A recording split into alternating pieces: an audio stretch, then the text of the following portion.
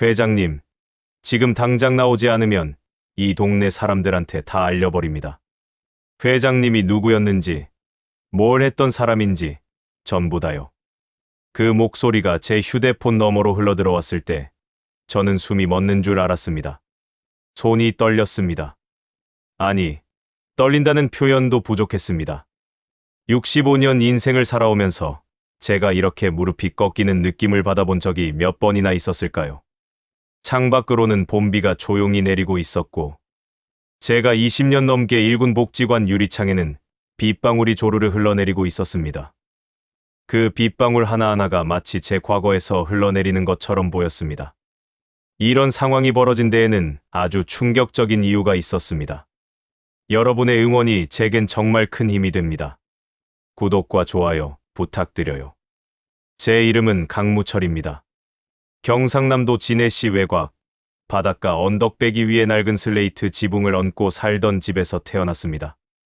아버지는 제가 12살 때 돌아가셨고, 어머니는 새벽 4시부터 시장 좌판에 나가 생선을 팔아 저를 먹여 살리셨습니다.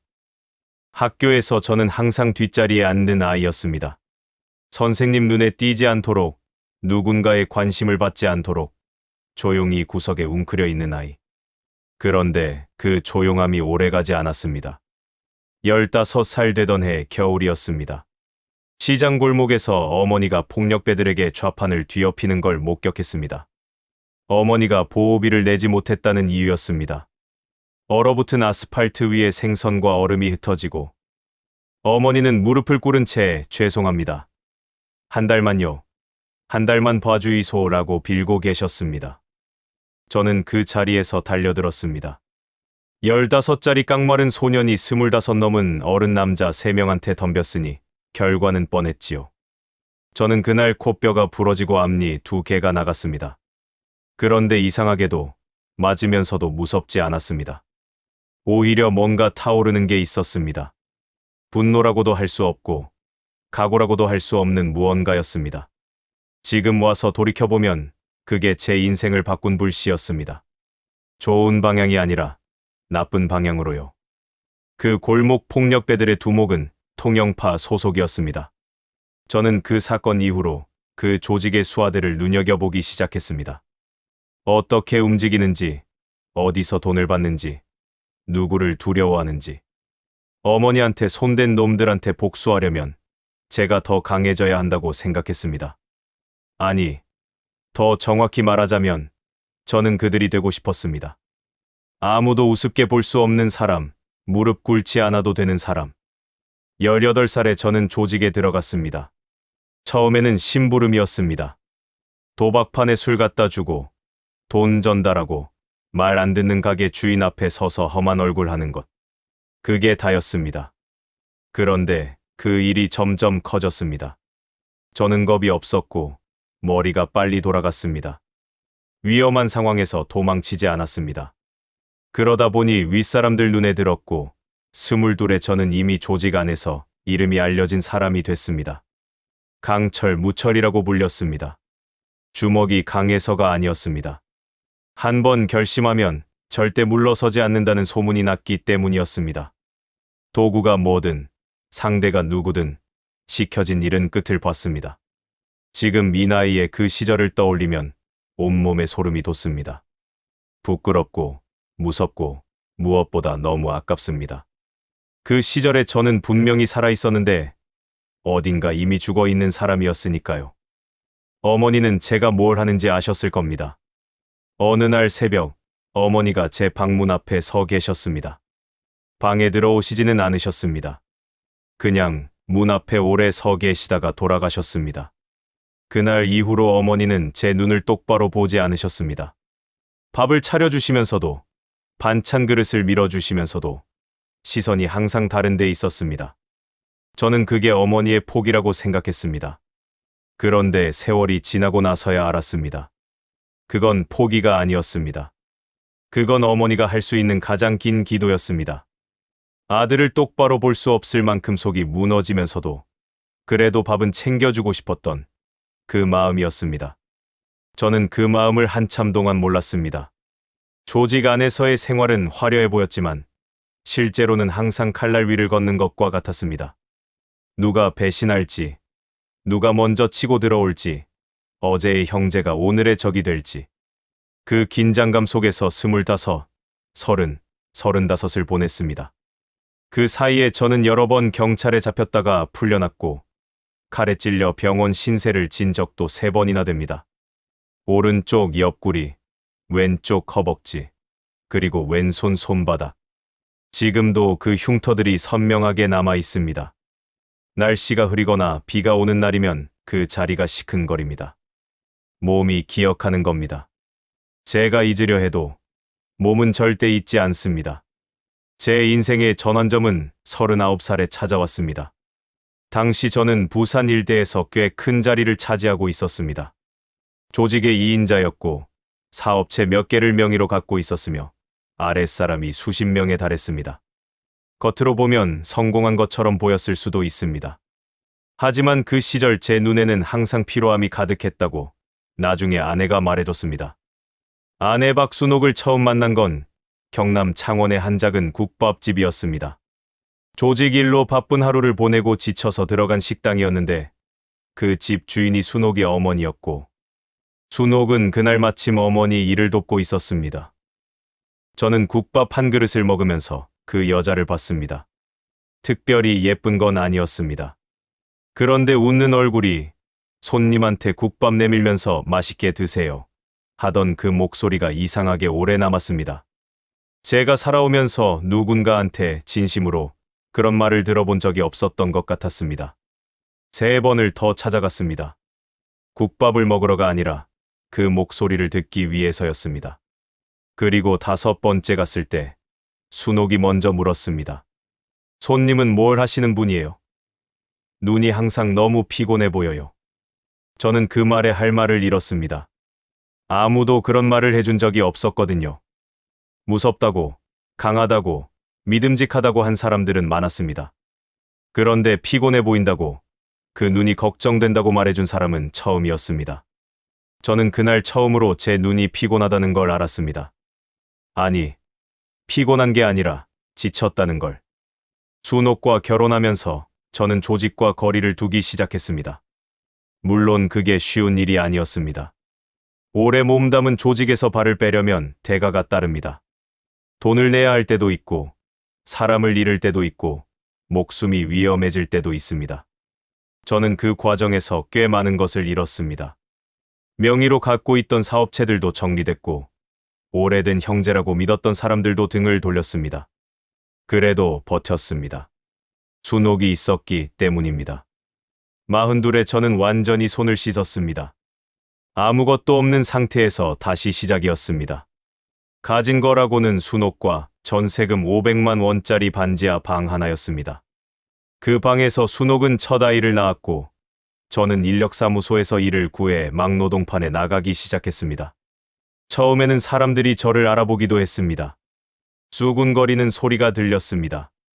저 사람 강철 무철 아냐? 왜 저런 데서 일해? 저는 모른 척했습니다. 모른 척이 아니라 진짜로 상관없었습니다. 그때 저한테는 그 공사판 일당이 세상에서 가장 깨끗한 돈이었으니까요. 세월이 흘렀습니다. 10년이 지나고 또 10년이 지났습니다. 저는 작은 건설업체를 차렸고 성실하게 일한 덕분에 그 업체가 조금씩 커졌습니다. 순옥과의 사이에는 아들 2, 딸 1가 생겼습니다. 아이들은 아버지가 뭘 했던 사람인지 모릅니다. 아내 순옥만 알고 있습니다. 저는 그게 다행이라고 생각했고 또 그게 두렵기도 했습니다. 언젠가는 알게 되지 않을까, 언젠가는 들키지 않을까.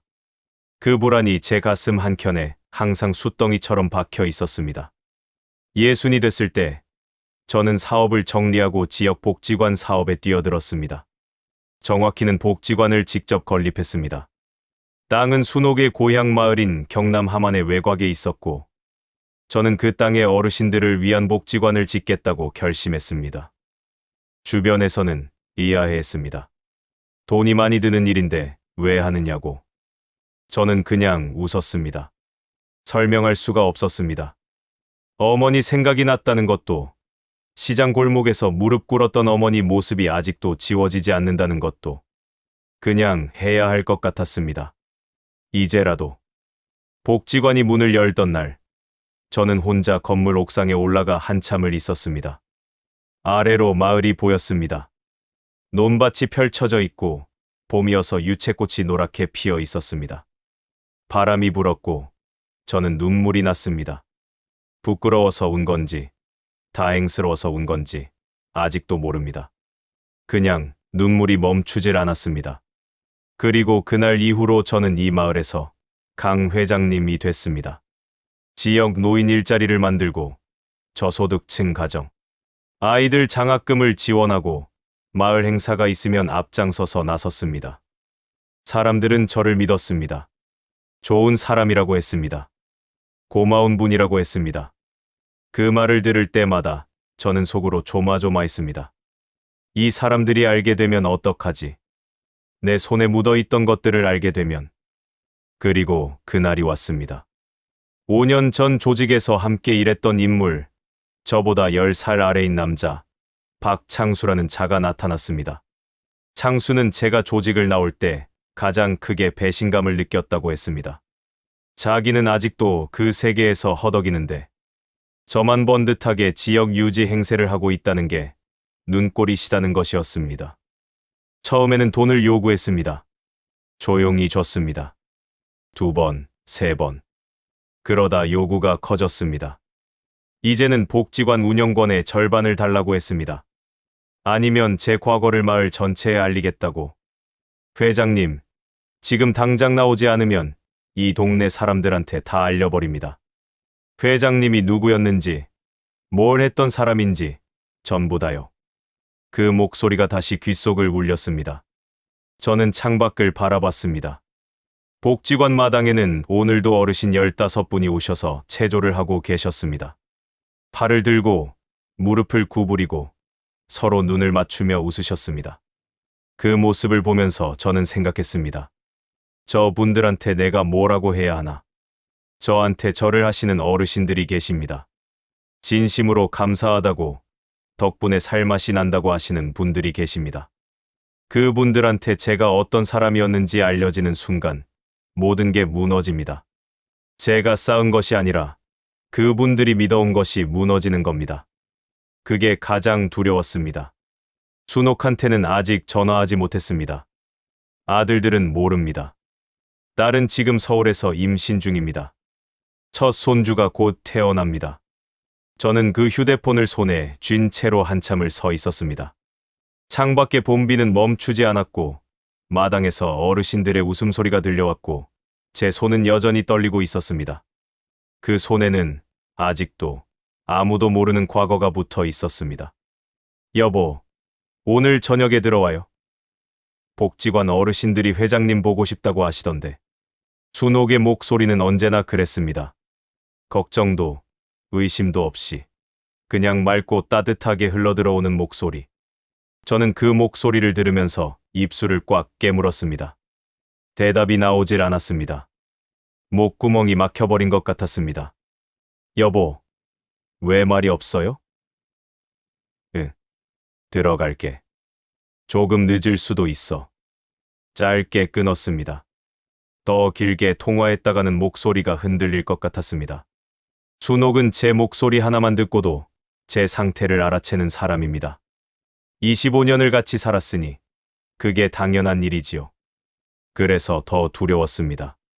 박창수의 전화를 받은 지 2시간이 지났습니다. 저는 복지관 관장실 의자에 그대로 앉아 있었습니다. 일어서지를 못했습니다. 발이 붙어버린 것처럼, 몸이 굳어버린 것처럼.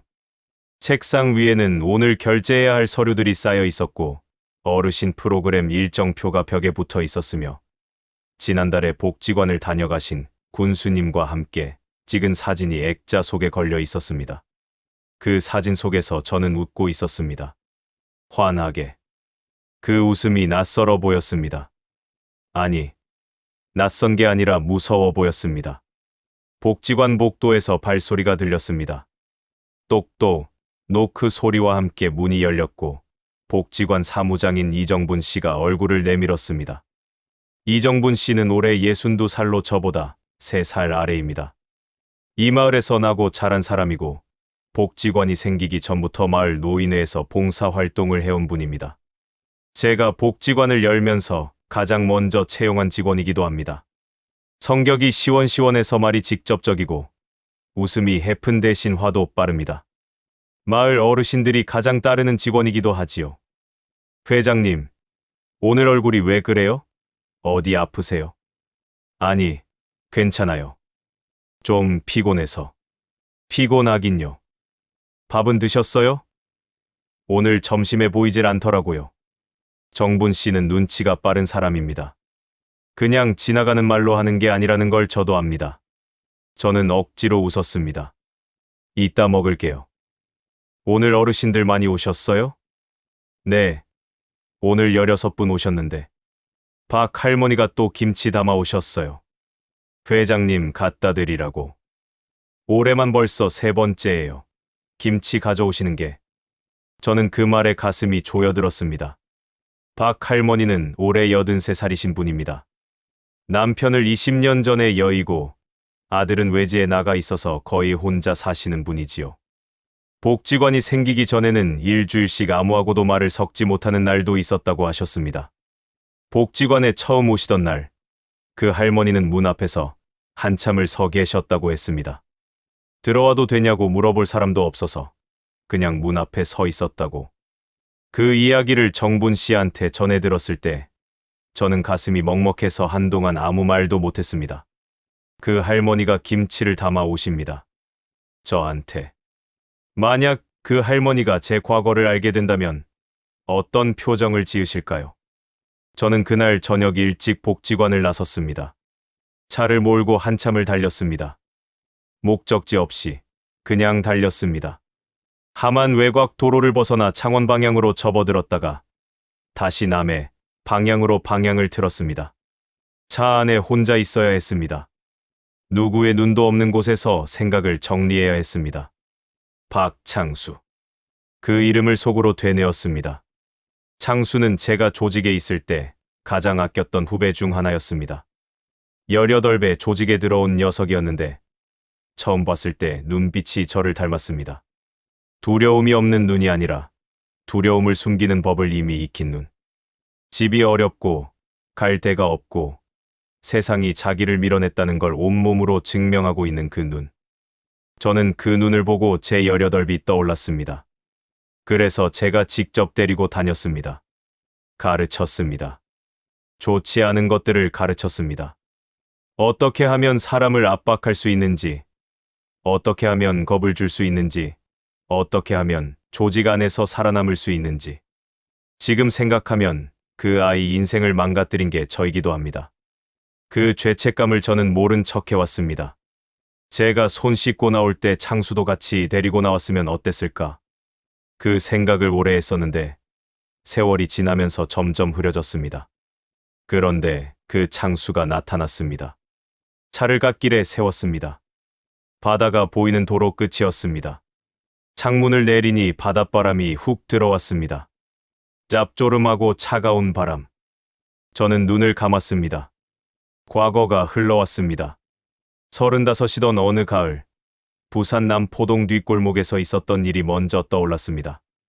그날 저는 조직의 명령을 받고 한 남자를 찾아갔습니다. 돈을 떼어먹은 사람이라고 했습니다. 저는 그 사람 앞에 섰을 때 처음으로 주저했습니다. 그 사람이 울었기 때문입니다. 아이처럼. 남자가 두 손을 모으고 제발 살려달라고 처자식이 있다고 울었습니다.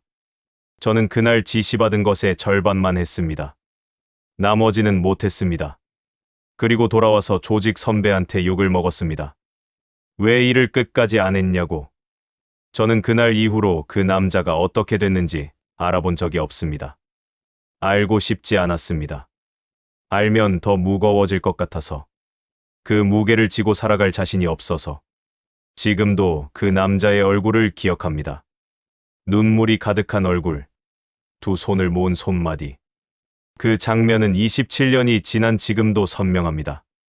그리고 그 선명함이 저를 괴롭힙니다. 집에 돌아왔을 때 순옥은 주방에서 저녁을 차리고 있었습니다. 된장찌개 냄새가 났습니다. 저는 신발을 벗으면서 잠깐 눈을 감았습니다. 이 냄새, 이 공기, 이 집. 이것들을 지키고 싶었습니다. 왔어요? 늦었네. 밥 먹어요. 순옥은 뒤를 돌아보지 않고 국자를 저었습니다. 저는 주방 입구에 서서 아내의 뒷모습을 바라봤습니다. 머리카락 사이로 흰머리가 많이 늘었습니다. 허리도 예전보다 굽었습니다. 이 사람이 저를 믿고 25년을 살았습니다. 세상 물정 모르는 국밥집 딸이 못 믿을 남자한테 붙어서 이 자리까지 왔습니다. 순옥아. 부르고 나서 말을 잇지 못했습니다. 순옥이 그제야 뒤를 돌아봤습니다. 제 얼굴을 보더니 미간을 살짝 찡그렸습니다. 왜요? 무슨 일 있어요? 아니, 그냥 고맙다고. 갑자기 뭔 소리야, 이 사람이. 순옥은 피식 웃고는 다시 국자를 저었습니다. 저는 그 웃음을 보면서 가슴이 무너지는 것 같았습니다. 이 사람한테 말해야 하나, 말하지 말아야 하나. 같이 짊어져야 하나, 혼자 끌고 가야 하나. 아직 결정을 못했습니다. 그날 밤 저는 잠을 이루지 못했습니다. 새벽 2시, 3시, 4시. 천장만 바라봤습니다. 옆에서 순옥의 고른 숨소리가 들렸습니다. 평화로운 숨소리였습니다. 저는 그 숨소리를 들으면서 생각했습니다. 이 사람은 지금 무슨 꿈을 꾸고 있을까? 나는 이 사람 곁에서 이렇게 뒤척이고 있는데 박창수가 요구한 건 복지관 운영권의 절반이었습니다. 복지관은 법인으로 등록되어 있고 이사장이 저입니다. 거기에 개인 재산을 포함해 총 35억 원가량이 묶여 있습니다. 창수는 그 절반을 명예 이전해달라고 했습니다. 아니면 이 마을 전체에, 군청에, 언론에 제 과거를 알리겠다고 했습니다. 35억. 하지만 그 돈 문제가 아니었습니다. 복지관이 없어지면 박 할머니는 다시 일주일씩 혼자 있어야 합니다. 정분 씨는 직장을 잃습니다. 저한테 절하며 감사하다던 어르신들은 갈 곳이 없어집니다. 그 사람들이 진짜 문제였습니다. 다음 날 아침, 저는 혼자 아무도 없는 복지관에 일찍 나왔습니다. 빈 강당을 혼자 걸었습니다. 어르신들이 체조하는 마루, 노래교실 하는 방, 요리 프로그램 하는 주방. 모든 공간에 그분들의 흔적이 있었습니다. 벽에 붙은 그림들, 손으로 쓴 감사 편지들, 사진들. 그 중 하나에 눈이 멈췄습니다. 박 할머니가 쓰신 편지였습니다. 삐뚤삐뚤한 글씨로 맞춤법도 틀리고 문장도 짧았지만 강 회장님 덕분에 살맛이 납니다. 하느님이 이 마을에 회장님을 보내줬다고 생각합니다. 오래오래 건강하세요. 저는 그 편지를 오래 바라봤습니다. 그리고 그때 복지관 유리문 너머로 낯선 차 한 대가 주차장에 들어서는 게 보였습니다. 검은 세단이었습니다. 창문이 짙게 선팅되어 있어서 안이 보이질 않았습니다. 차 문이 열렸습니다. 내리는 사람을 보는 순간 저는 그 자리에서 굳어버렸습니다. 박창수가 아니었습니다. 그보다 훨씬 나쁜 사람이었습니다. 제가 2번 다시 보지 않아도 된다고 믿었던 사람. 제가 조직을 나올 때 가장 큰 칼을 들었던 사람. 조직 최상위에 있던 사람. 해룡파의 두목, 최태용이었습니다. 오랜만이구만, 묻혀라. 그 목소리는 25년이 지났는데도 하나도 변하지 않았습니다. 낮고, 느리고, 여유로운 목소리. 서두르는 법이 없고, 화를 내는 법이 없고, 그래서 더 무서운 목소리. 최태용은 항상 그랬습니다. 소리를 지르지 않아도 사람을 얼어붙게 만드는 사람. 눈을 치켜뜨지 않아도 상대방의 무릎을 꺾어버리는 사람. 저는 그 목소리를 듣는 순간 온몸에 피가 발끝으로 쏠리는 것 같았습니다. 25년 전 제가 조직을 나오던 날, 최태용은 딱 한마디만 했습니다. 나중에 후회한다. 그게 협박인지 예언인지 그냥 하는 말인지 당시에는 몰랐습니다. 그런데 그 말이 지금 이 순간 이 복지관 주차장에서 현실이 되어 나타났습니다. 이런 상황이 벌어진 데에는 제가 미처 알지 못했던 훨씬 더 깊은 사정이 있었습니다. 최태용은 올해 73입니다. 저보다 8살 위지만 그 사람은 나이를 먹지 않는 것처럼 보였습니다. 머리카락이 반쯤 휘었고 얼굴에 주름이 깊어졌지만 눈빛은 그대로였습니다. 제가 22살 때 처음 그 눈을 마주쳤던 그 순간부터 지금까지 그 눈만큼은 세월을 비껴간 것 같았습니다. 차갑고 고요하고 아무것도 흘려보내지 않는 눈. 그 눈이 지금 저를 보고 있었습니다. 최태용은 양복을 입고 있었습니다. 짙은 회색의 고급 양복이었고 넥타이는 없었습니다. 손에는 지팡이를 하나 들고 있었는데 그게 몸이 불편해서인지 아니면 그냥 들고 다니는 건지 알 수 없었습니다. 그 뒤로 수행원처럼 보이는 젊은 남자 2명이 따라 내렸습니다. 그들은 말이 없었고 눈은 주변을 훑었습니다. 오래된 습관이 몸에 밴 사람들의 동작이었습니다. 저는 복지관 유리문 안쪽에 서 있었습니다. 나가야 하는지 그 자리에 있어야 하는지 판단이 서질 않았습니다. 다리가 움직이지 않았습니다. 그런데 최태용이 유리문을 향해 걸어오기 시작했습니다. 천천히, 느리게, 마치 자기 집 마당을 걷는 것처럼. 저는 결국 문을 열고 나갔습니다. 도망치면 안 된다는 것쯤은 알고 있었습니다. 그 사람 앞에서 도망치는 건 예전에도 지금도 선택지가 아니었습니다. 오래됐네요. 제가 먼저 말했습니다. 목소리가 흔들리지 않게 하려고 힘을 줬습니다. 최태용은 복지관 건물을 한번 훑어봤습니다. 천천히, 위에서 아래로. 그리고 작게 웃었습니다. 잘 지었다. 돈을 많이 들였겠어. 여기까지 무슨 일로 오셨습니까? 무슨 일은? 오랜만에 보고 싶어서 왔지. 옛날 사람이 보고 싶은 건 자연스러운 거 아니냐? 저는 대답하지 않았습니다. 최태용은 지팡이를 짚으며 제 옆을 지나쳐 복지관 마당 쪽으로 걸어갔습니다. 마당에는 아직 어르신들이 나오지 않은 시간이었습니다. 텅 빈 평상이 있었고 화단에 봄꽃이 피어 있었습니다. 그 사람은 화단 앞에 멈춰 서서 꽃을 내려다봤습니다. 창수 녀석이 왔다 갔지? 저는 그 말에 등골이 서늘해졌습니다. 박창수가 최태용의 지시로 움직이고 있었다는 뜻이었습니다. 단순히 옛날 후배가 혼자 나타난 게 아니었습니다. 최태용이 창수를 앞에 세우고 제 반응을 본 것이었습니다. 창수를 보내신 겁니까? 그렇다면 왜요? 최태용이 그제야 저를 돌아봤습니다. 너한테 기회를 준 거지. 옛날 사람한테 예의 차리는 기회. 그런데 내가 받질 않으니까 내가 직접 온 거야. 저는 그 말에 무게를 가늠했습니다. 최태용이 직접 움직였다는 건 이게 단순한 협박이나 돈 문제가 아니라는 뜻이었습니다. 이 사람은 뭔가를 원하고 있었습니다. 창수가 요구한 복지관 운영권 절반, 그게 진짜 목적이 아닐 수도 있었습니다. 묻혀라. 앉자. 서서 얘기하기엔 내 무릎이 이제 안 좋아. 마당 평상에 최태용이 먼저 앉았습니다. 저는 잠깐 망설이다가 맞은편에 앉았습니다. 수행원 2명은 거리를 두고 서 있었습니다. 최태용이 양복 안주머니에서 담배를 꺼냈습니다. 불을 붙이더니 한 모금 깊이 빨고는 천천히 내뿜었습니다. 연기가 봄바람에 흩어졌습니다.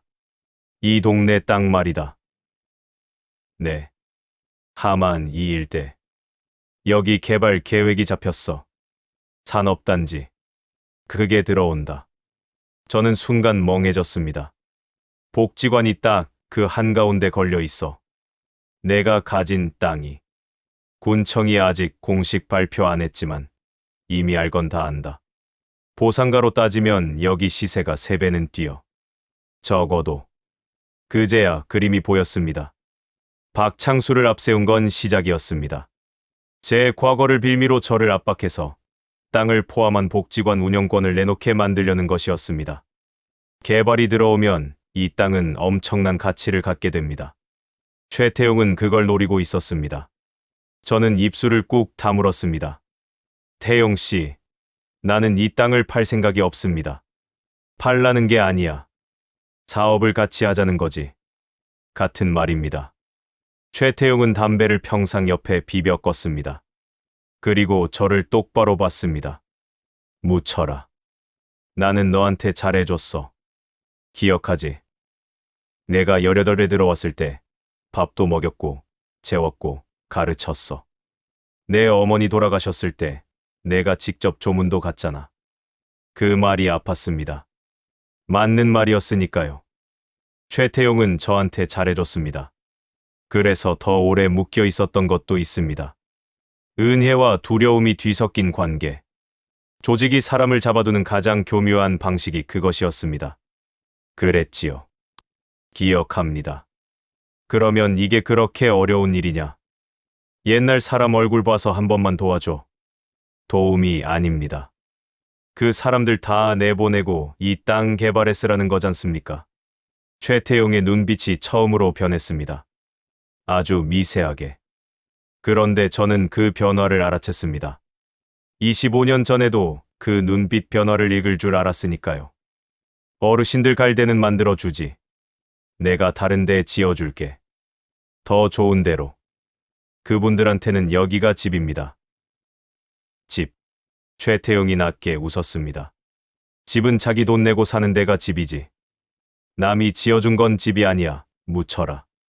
그걸 언제 헷갈렸어. 저는 그 순간 뭔가가 끓어오르는 걸 느꼈습니다. 예전 같았으면 눌렀을 겁니다. 그 사람 앞에서는 항상 눌러왔으니까요. 그런데 이상하게 그날은 달랐습니다. 박 할머니의 삐뚤삐뚤한 글씨가 떠올랐습니다. 하느님이 이 마을에 회장님을 보내줬다고. 정분 씨의 시원한 웃음소리가 떠올랐습니다. 어르신들이 체조하던 마당이 떠올랐습니다. 태용 씨. 저는 못합니다. 짧게, 분명하게 말했습니다. 최태용이 천천히 일어났습니다. 지팡이를 짚고 양복을 매만지고 저를 내려다봤습니다. 그 눈빛이 다시 고요해졌습니다. 차갑게. 그래. 그럼 어쩔 수 없지. 돌아서는 그 뒷모습을 보면서 저는 알았습니다. 이게 끝이 아니라는 것을. 이건 시작이었습니다. 최태용이 떠난 자리에 한참을 앉아 있었습니다. 평상은 차가웠습니다.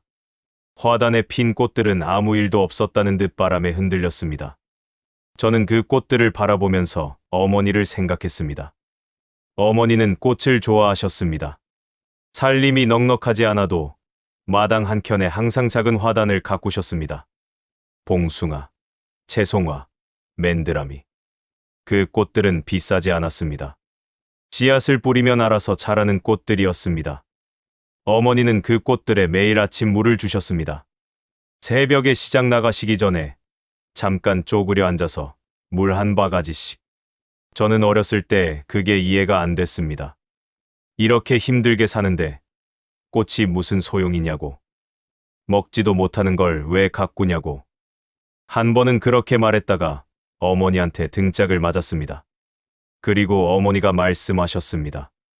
묻혀라. 꽃이 있어야 사람이 살맛이 나는 기라. 밥만 먹으면 짐승이지 사람이가. 그때는 몰랐습니다. 지금은 압니다. 복지관 화단의 꽃들이 그래서 거기 있는 겁니다. 어머니 마음으로 심은 겁니다. 제가 그 마음을 거기다 옮겨 놓은 겁니다. 오전 9시가 넘어가자 어르신들이 하나둘 나오기 시작했습니다. 정분 씨가 현관문을 활짝 열었고 박 할머니가 제일 먼저 들어오셨습니다. 언제나처럼 보자기에 뭔가를 싸들고 오셨습니다. 회장님, 왔어요? 네, 할머니. 어서 오세요. 오늘 또 깍두기 좀 담아왔어요. 저번에 맛있다고 하셔서. 할머니는 그 보자기를 정분 씨한테 건네시면서 제 얼굴을 보셨습니다. 그리고 잠깐 멈추셨습니다. 회장님, 오늘 어디 아파요? 얼굴이 안 좋아 보이는데. 아닙니다, 할머니. 잘 주무셨어요? 나야 뭐 잘 잤지. 그나저나 아까 주차장에 검은 차가 와 있던데 손님 왔었어요? 저는 짧게 웃었습니다. 그냥 지나가는 사람이었어요. 할머니는 고개를 끄덕이시고는 안으로 들어가셨습니다. 저는 그 뒷모습을 보면서 입술을 꽉 깨물었습니다. 지나가는 사람. 그 말이 거짓말처럼 느껴졌습니다. 아니, 거짓말이었습니다. 그 사람은 절대 그냥 지나가는 사람이 아니었습니다. 그리고 그 사람이 다음에 올 때는 지금보다 훨씬 더 준비를 해올 것이었습니다. 그날 오후, 저는 오랫동안 연락하지 않았던 번호로 전화를 했습니다. 신호가 3번 울리고 나서 받았습니다. 형사님, 접니다. 강무철입니다. 수화기 너머에서 잠깐 침묵이 흘렀습니다. 강 회장님, 갑자기 웬일이에요? 할 얘기가 있습니다. 지금 만날 수 있습니까? 그 형사의 이름은 오석환입니다. 올해 61. 저랑 나이가 비슷하지요. 오석환 형사는 제가 조직에 있을 때부터 저를 쫓아다녔던 사람입니다. 수십 년을 쫓고 쫓기다가 제가 손을 씻은 후로는 이상하게 서로 연락을 유지해온 관계였습니다. 형사가 전과자를 감시하는 관계도 아니고 그렇다고 친구라고 하기도 어려운 그냥 묘하게 연결되어 있는 관계. 어디로 갈까요? 복지관 말고 바깥으로 나오세요. 저는 재킷을 집어들면서 복지관을 나섰습니다. 마당을 지나면서 어르신들이 체조하는 모습이 보였습니다. 웃음소리가 들렸습니다. 저는 그 소리를 등에 지고 걸었습니다. 무거웠습니다. 그리고 그 무게를 지켜야 한다는 것도 알았습니다. 어떤 방법을 써서라도. 회장님, 최태용이 직접 움직였다고요? 오석환 형사는 커피잔을 내려놓으면서 눈을 가늘게 떴습니다. 우리는 복지관에서 차로 20분쯤 떨어진 창원 시내 작은 커피숍에 마주 앉아 있었습니다. 오후 햇살이 창문으로 비스듬히 들어오고 있었고 가게 안은 한산했습니다. 저는 커피를 시켜놓고 한 모금도 마시지 못한 채 오석환 형사를 바라봤습니다. 네. 오늘 아침에 직접 왔습니다. 하만까지. 그 사람이. 오석환 형사는 잠시 말이 없었습니다. 저는 그 침묵의 무게를 알았습니다. 이 사람이 최태용이라는 이름을 얼마나 오래 쫓아왔는지 저는 누구보다 잘 알고 있었으니까요. 형사님, 솔직히 말씀드리겠습니다. 그 사람이 이 지역 산업단지 개발 정보를 갖고 있습니다. 복지관 땅이 거기 걸려 있고 그걸 노리는 겁니다. 산업단지요? 아직 군청에서 공식 발표는 안 됐는데 최태용은 이미 알고 있었습니다. 내부 정보를 어디선가 흘려받은 거겠지요. 오석환 형사의 표정이 굳어졌습니다. 그게 사실이라면 군청 안에 선이 닿아 있다는 소리네요. 그렇겠지요. 회장님은 지금 저한테 뭘 원하시는 겁니까? 저는 잠깐 망설였습니다. 이 질문이 올 줄 알았는데 막상 들으니 대답이 쉽게 나오지 않았습니다. 도움을 청하는 건지 신고를 하는 건지 저도 아직 모르겠습니다. 오석환 형사가 저를 오래 바라봤습니다. 그 눈빛이 묘했습니다. 경계도 아니고 연민도 아니고 20년 넘게 한 사람을 봐온 사람만이 가질 수 있는 눈빛이었습니다. 회장님. 네. 저도 솔직하게 말씀드릴게요. 최태용은 지금 수사망에 걸려 있습니다. 오래됐어요. 그런데 그 사람은 항상 꼬리를 안 잡히게 해왔습니다. 직접 손대는 법이 없으니까요. 항상 창수 같은 사람들을 앞에 세우고. 알고 있었습니까? 창수가 이쪽으로 내려왔다는 건 알고 있었습니다. 그런데 그게 회장님한테 향하는 줄은 몰랐어요. 저는 그 말을 들으면서 허탈한 웃음이 나왔습니다. 그럼 저는 미끼였던 겁니까? 최태용을 끌어내기 위한. 오석환 형사는 대답하지 않았습니다. 대답하지 않는 것 자체가 대답이었습니다. 집에 돌아오는 길이 길게 느껴졌습니다. 차를 몰면서 저는 이 상황의 무게를 가늠하려 했습니다. 최태용이 움직이고 있고 군청 안에 그의 선이 닿아 있고 경찰은 그를 잡으려 하고 그 한가운데 제가 서 있습니다. 그리고 제 과거는 언제든 터질 수 있는 뇌관처럼 그 아래에 깔려 있습니다. 그날 밤 순옥이 먼저 말을 꺼냈습니다. 저녁을 먹고 나서 저는 소파에 앉아 멍하니 TV를 보고 있었습니다. 무슨 내용인지 하나도 들어오지 않았습니다. 순옥이 설거지를 마치고 나와서 제 옆에 앉았습니다. 잠시 있다가 리모컨을 들어 TV를 껐습니다. 여보. 나한테 숨기는 거 있지요? 저는 순옥의 얼굴을 봤습니다. 순옥은 저를 보고 있지 않았습니다. 무릎 위에 손을 얹은 채 앞을 바라보고 있었습니다. 무슨 소리야? 이틀째 잠을 못 자잖아요. 내가 모를 줄 알아요. 저는 말문이 막혔습니다. 복지관 일이야. 행정적으로 처리할 게 좀 있어서. 강무철 씨. 준옥이 제 이름을 불렀습니다. 이름을 부를 때는 보통 심각할 때입니다. 저는 고개를 돌렸고 순옥도 그제야 저를 봤습니다. 나 바보 아니에요. 25년 같이 살았는데. 그리고 오늘 아침에 복지관 주차장에 검은 차가 있었다고 정분 씨한테 들었어요. 저는 속으로 한숨을 삼켰습니다. 정분 씨는 빠릅니다. 눈도 빠르고 입도 빠릅니다. 준호가 말해요. 뭔 일인지. 저는 오래 침묵했습니다. 창밖에 바람 소리가 들렸습니다. 어딘가 멀리서 개 짖는 소리도 들렸습니다. 저는 그 소리들을 들으면서 결심을 했습니다. 예전 사람이 나타났어. 준옥의 몸이 굳는 게 느껴졌습니다. 얼마나 예전 사람. 제일 위에 있던 사람. 긴 침묵이 흘렀습니다. 준옥이 천천히 숨을 내쉬었습니다. 그 숨소리에 많은 게 담겨 있었습니다. 두려움, 체념, 그래도 버텨야 한다는 각오. 저는 그걸 다 들었습니다. 복지관 땅 때문에요? 협박이에요? 비슷한 거야. 경찰은요? 움직이고 있어. 준옥은 잠깐 입을 다물었다가 다시 물었습니다. 아이들한테는 말할 거예요? 그 질문이 제일 아팠습니다.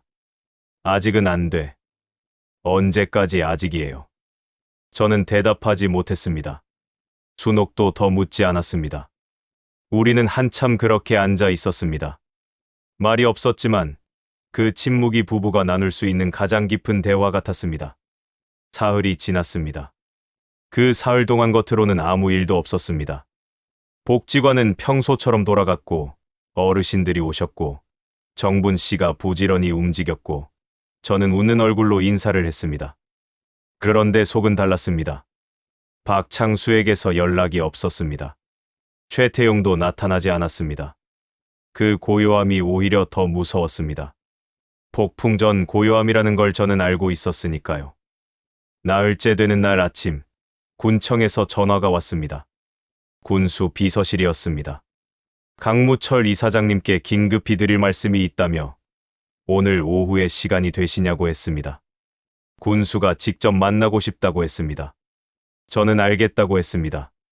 전화를 끊으면서 손이 조금 떨렸습니다. 군청 군수실은 생각보다 작은 방이었습니다. 하만 군수 이재명은 올해 58입니다. 저보다 7살 아래지만 이 지역에서 오래 행정 일을 해온 사람입니다. 저와는 복지관이 생기면서 자연스럽게 가까워진 관계였고 지역 행사에서 자주 마주쳤습니다. 인상이 온화하고 말이 조심스러운 사람이었습니다. 적어도 지금까지는 그렇게 봤습니다. 이재명 군수는 저를 보자마자 일어나서 악수를 청했습니다. 회장님, 바쁘신데 오시라고 해서 죄송합니다. 앉으시지요. 자리에 앉고 나서 군수는 잠깐 주저하더니 입을 열었습니다. 다름이 아니라 이번 산업단지 개발건 때문에 말씀드릴 게 있어서요. 저는 속으로 긴장했습니다. 드디어 공식적으로 나오는구나 싶었습니다. 복지관 부지가 1차 개발 예정 구역에 포함이 됩니다. 정식 발표는 다음 달이지만 이 사장님께는 미리 말씀드리는 게 도리인 것 같아서. 그렇군요. 보상은 당연히 됩니다. 시세보다 충분히 드릴 수 있고요. 그리고 복지관은 다른 부지를 들여서 다시 지을 수 있도록 저희가 최대한 지원할 생각입니다. 말이 정중했습니다. 너무 정중했습니다. 저는 그 정중함 뒤에 뭔가 있다는 걸 느꼈습니다. 군수님. 네. 이 내용을 미리 아는 분들이 있습니까? 군수의 표정이 잠깐 흔들렸습니다. 아주 짧게. 공식 발표 전이니까 내부적으로만 알고 있지요. 다른 분들은요? 외부에서 이 정보를 갖고 있는 분들이. 군수는 대답하지 않았습니다. 그 대답 없음이 저한테는 대답이었습니다. 군수님, 최태용이라는 분 아십니까? 군수의 얼굴이 굳었습니다. 확실하게 굳었습니다. 모른다고 할 수 없는 표정이었습니다. 어떻게 그 이름을? 그분이 저한테 직접 찾아왔습니다. 개발 정보를 이미 알고 있었어요. 복지관 땅을 원하고 있고요. 군수는 잠시 입을 다물었다가 낮은 목소리로 말했습니다. 회장님, 이건 생각보다 복잡한 상황입니다. 알고 있습니다. 저도. 군수가 말을 멈췄다가 다시 이었습니다. 저도 어렵습니다. 솔직히. 그 말에 저는 군수의 눈을 봤습니다. 그 눈에 두려움이 있었습니다. 이 사람도 최태용한테 뭔가 잡혀 있구나. 저는 그걸 직감했습니다. 군청을 나오면서 하늘을 봤습니다. 그렸습니다. 구름이 두껍게 깔려 있었고 금방이라도 비가 올 것 같았습니다. 저는 주차장에서 한참 서 있었습니다. 머릿속이 너무 복잡했습니다. 최태용은 군청 안에도 선이 닿아 있었습니다. 군수도 자유롭지 않았습니다. 그 말은 이 지역에서 제가 기댈 수 있는 공식적인 울타리가 없다는 뜻이었습니다. 오석환 형사가 있었지만 형사 개인의 힘은 한계가 있었습니다.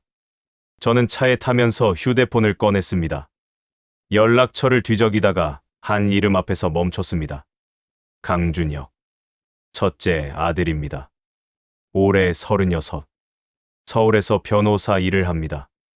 결혼해서 아이 하나를 키우고 있고 제가 뭘 하던 사람인지 모릅니다. 아내 준혁 어머니가 절대 말하지 않기로 했으니까요. 저는 그 이름을 한참 바라봤습니다. 전화를 걸려다가 멈췄습니다. 다시 걸려다가 또 멈췄습니다. 아들한테 전화해서 뭐라고 합니까?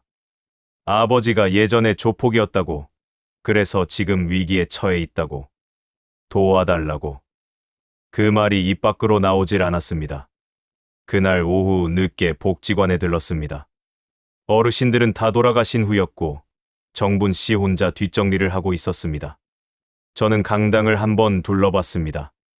낮에 어르신들이 쓰고 간 의자들이 정돈되어 있었고 바닥은 깨끗이 쓸려 있었습니다. 창문으로 저녁 햇살이 들어와 마루 위에 길게 누워 있었습니다. 그 햇살이 예뻤습니다. 정분 씨가 걸레를 들고 지나가다가 저를 봤습니다. 회장님, 이 시간에 왜요? 그냥 보러 왔어요. 뭐려? 그냥요. 정분 씨가 잠깐 저를 보더니 걸레를 들고 창가로 갔습니다.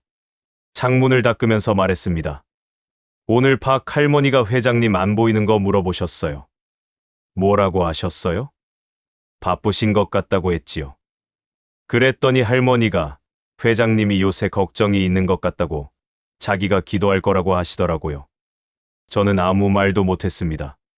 정분 씨가 계속 말했습니다. 어르신들은 다 알아요, 회장님. 말을 안 해서 그렇지. 회장님이 이 복지관을 얼마나 아끼는지, 우리한테 얼마나 신경 쓰는지 몸으로 다 느끼거든요. 오래 사신 분들이라. 저는 창밖을 봤습니다. 마당에 저녁 어스름이 내려앉고 있었습니다. 화단의 꽃들이 빛을 잃으면서 조용해지고 있었습니다. 하루가 저물고 있었습니다. 정분 씨. 네. 이 복지관 없어지면 안 되지요. 정분 씨가 창 닦던 손을 멈췄습니다. 저를 바라봤습니다. 눈빛이 달라졌습니다. 뭔가를 감지한 눈이었습니다. 무슨 일 있어요, 회장님? 아니요. 그냥 하는 말이에요. 저는 웃으려 했습니다. 그런데 웃음이 제대로 나오지 않았습니다. 정분 씨는 그걸 봤을 겁니다.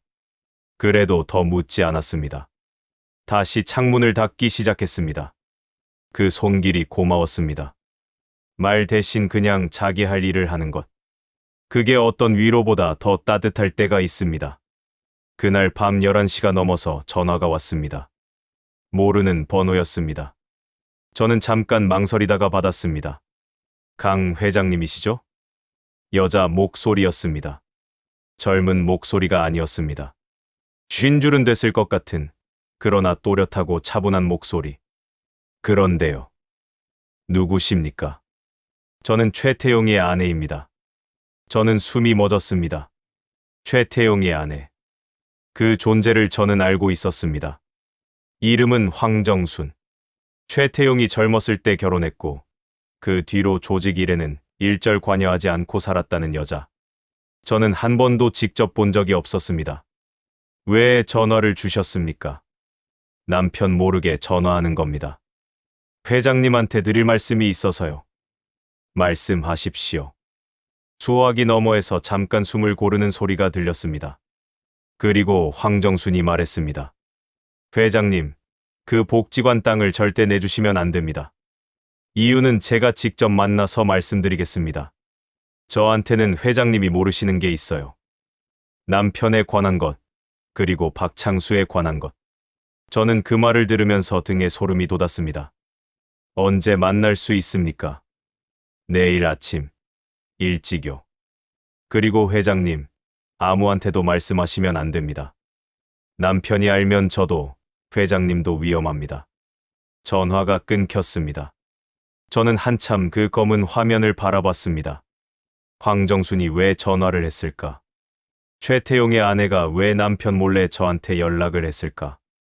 그 여자가 알고 있다는 것, 남편에 관한 것, 박창수에 관한 것, 그게 무엇일까?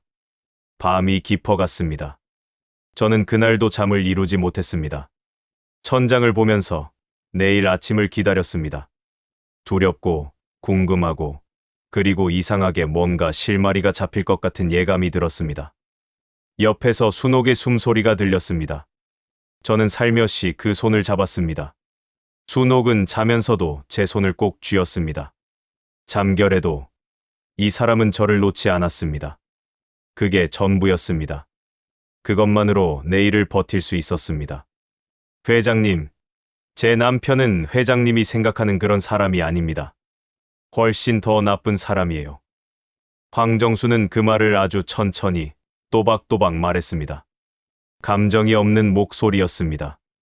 울지도 않았고 떨지도 않았습니다. 오히려 그 담담함이 더 무서웠습니다. 오랫동안 혼자 사겨온 사람만이 가질 수 있는 목소리였습니다. 저는 그 목소리를 들으면서 이 여자가 얼마나 긴 시간을 버텨왔는지를 느꼈습니다. 우리는 창원에서도 한참 벗어난 외곽의 작은 찻집에 앉아 있었습니다. 황정순이 지정한 장소였습니다. 손님이 거의 없는 곳이었고 주인 할머니는 차를 내주고 안쪽으로 들어가 버렸습니다. 창밖으로는 논이 펼쳐져 있었고 아침 안개가 아직 걷히지 않아서 멀리가 뿌옇게 흐렸습니다. 황정수는 올해 66이었습니다. 머리카락을 단정하게 빗어 넘겼고 옷은 수수했습니다. 화장기가 없었고 손에 반지 하나 없었습니다. 최태용의 아내라고 하기에는 너무 수수한 모습이었습니다. 그런데 눈빛은 달랐습니다. 흔들림이 없었습니다. 세상을 오래 봐온 눈이었습니다. 이런 상황이 벌어진 데에는 제가 수십 년 동안 전혀 몰랐던 진실이 숨어 있었습니다. 황정순이 먼저 찻잔을 두 손으로 감쌌습니다. 어디서부터 말씀드려야 할지. 편하신 데서부터 하십시오. 편한 데가 없어요. 이 얘기는.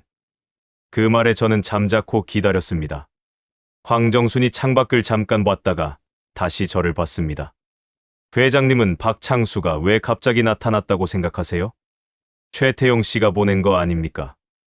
반은 맞고 반은 틀려요. 저는 미간을 찡그렸습니다. 창수는 제 남편이 시켜서 온 게 아닙니다. 창수가 먼저 제 남편을 찾아갔어요. 회장님 얘기를 가지고요. 창수가 먼저요? 네. 창수가 회장님 이 지역에서 잘 나간다는 걸 알고 그걸 이용하면 돈이 된다 싶어서 제 남편을 찾아간 겁니다. 그리고 제 남편은 그 얘기를 듣고 개발 정보를 붙였지요. 저는 그 말을 머릿속으로 정리했습니다. 박창수가 자발적으로 최태용을 찾아간 것이었습니다. 최태용이 창수를 도구로 쓴 게 아니라 창수가 먼저 최태용한테 저를 팔았습니다. 그 배신이 새삼스럽지 않았습니다. 그런데 이상하게 또 아팠습니다. 제가 가르쳤던 아이였으니까요. 그게 전부는 아니지요?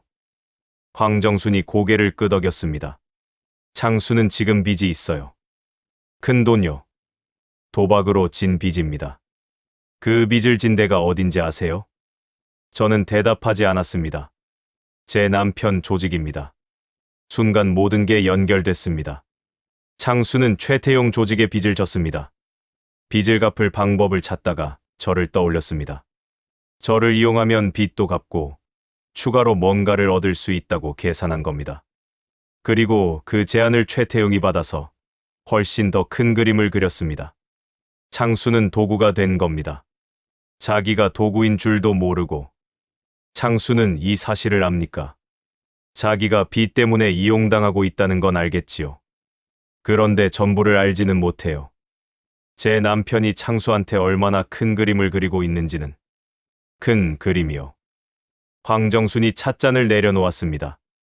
회장님, 함안산업단지 개발, 그게 끝이 아닙니다. 무슨 말씀이십니까? 제 남편이 원하는 건 땅 하나가 아니에요. 이 일대 개발 사업 전체에 개입하려는 겁니다. 함안만이 아니라 창원 외곽까지. 그 시작점이 회장님 복지관 땅이에요. 거기서 시작해서 군청을 통해 사업권 일부를 확보하고 건설사를 끌어들이고 수백억짜리 사업을 움직이려는 겁니다. 저는 숨을 고르며 물었습니다. 군수가 이미 엮여 있습니까? 이재명 군수요. 그 사람은 약점이 잡혀 있어요. 오래된 일입니다. 제 남편이 오래전에 이재명 군수가 젊었을 때 저지른 일 하나를 알고 있어요. 그걸로 지금까지 쥐고 있는 겁니다. 저는 잠시 말을 잃었습니다.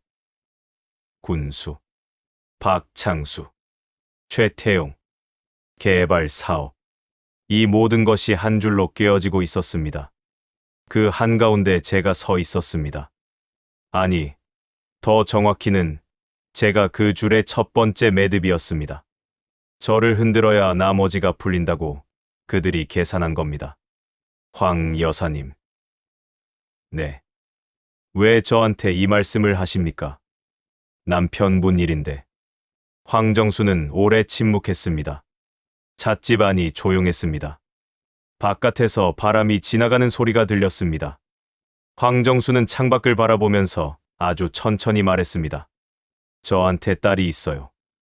저는 그 말을 기다렸습니다. 28살입니다. 그 아이는 아버지가 뭘 하는 사람인지 모르고 자랐어요. 제가 그렇게 키웠으니까요. 서울에서 선생님 하고 있어요. 착하게 살고 있어요. 황정순의 목소리가 처음으로 흔들렸습니다. 아주 조금. 그런데 이번 일이 커지면 그 아이한테까지 번집니다. 제 남편이 수사받고 구속되면 그 아이 이름이 세상에 나와요. 선생님 자리도 잃겠지요. 저는 그 말의 무게를 느꼈습니다. 저는 제 남편을 막을 수가 없어요. 오래전에 이미 포기했습니다.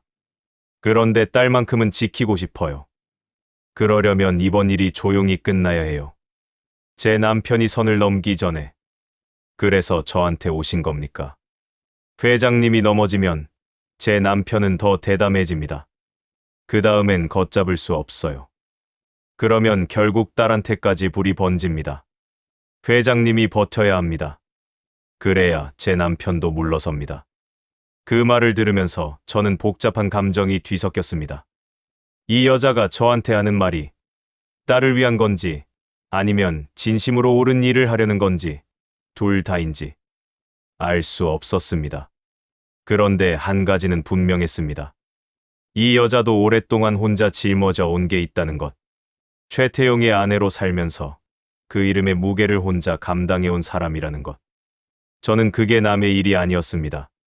황 여사님, 그 군수 약점이 뭔지 아십니까? 황정순이 저를 봤습니다. 알아요. 저한테 말씀해 주실 수 있습니까? 황정순은 잠깐 망설였습니다. 그리고 말했습니다. 이재명 군수가 젊었을 때 지역개발 관련 공사 입찰에서 서류를 조작한 일이 있어요. 20년도 넘은 일입니다. 당시 증거를 제 남편이 갖고 있어요. 서류 사본하고 관계자 진술서.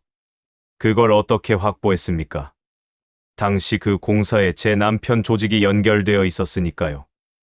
알 수밖에 없지요. 저는 고개를 끄덕였습니다. 군수가 최태용 앞에서 자유롭지 못한 이유가 거기 있었습니다. 20년 된 약점. 죄가 오래된 족쇄가 된 것이었습니다. 저는 그 구조가 너무 익숙했습니다. 저 자신이 그 구조 안에 들어 있었으니까요.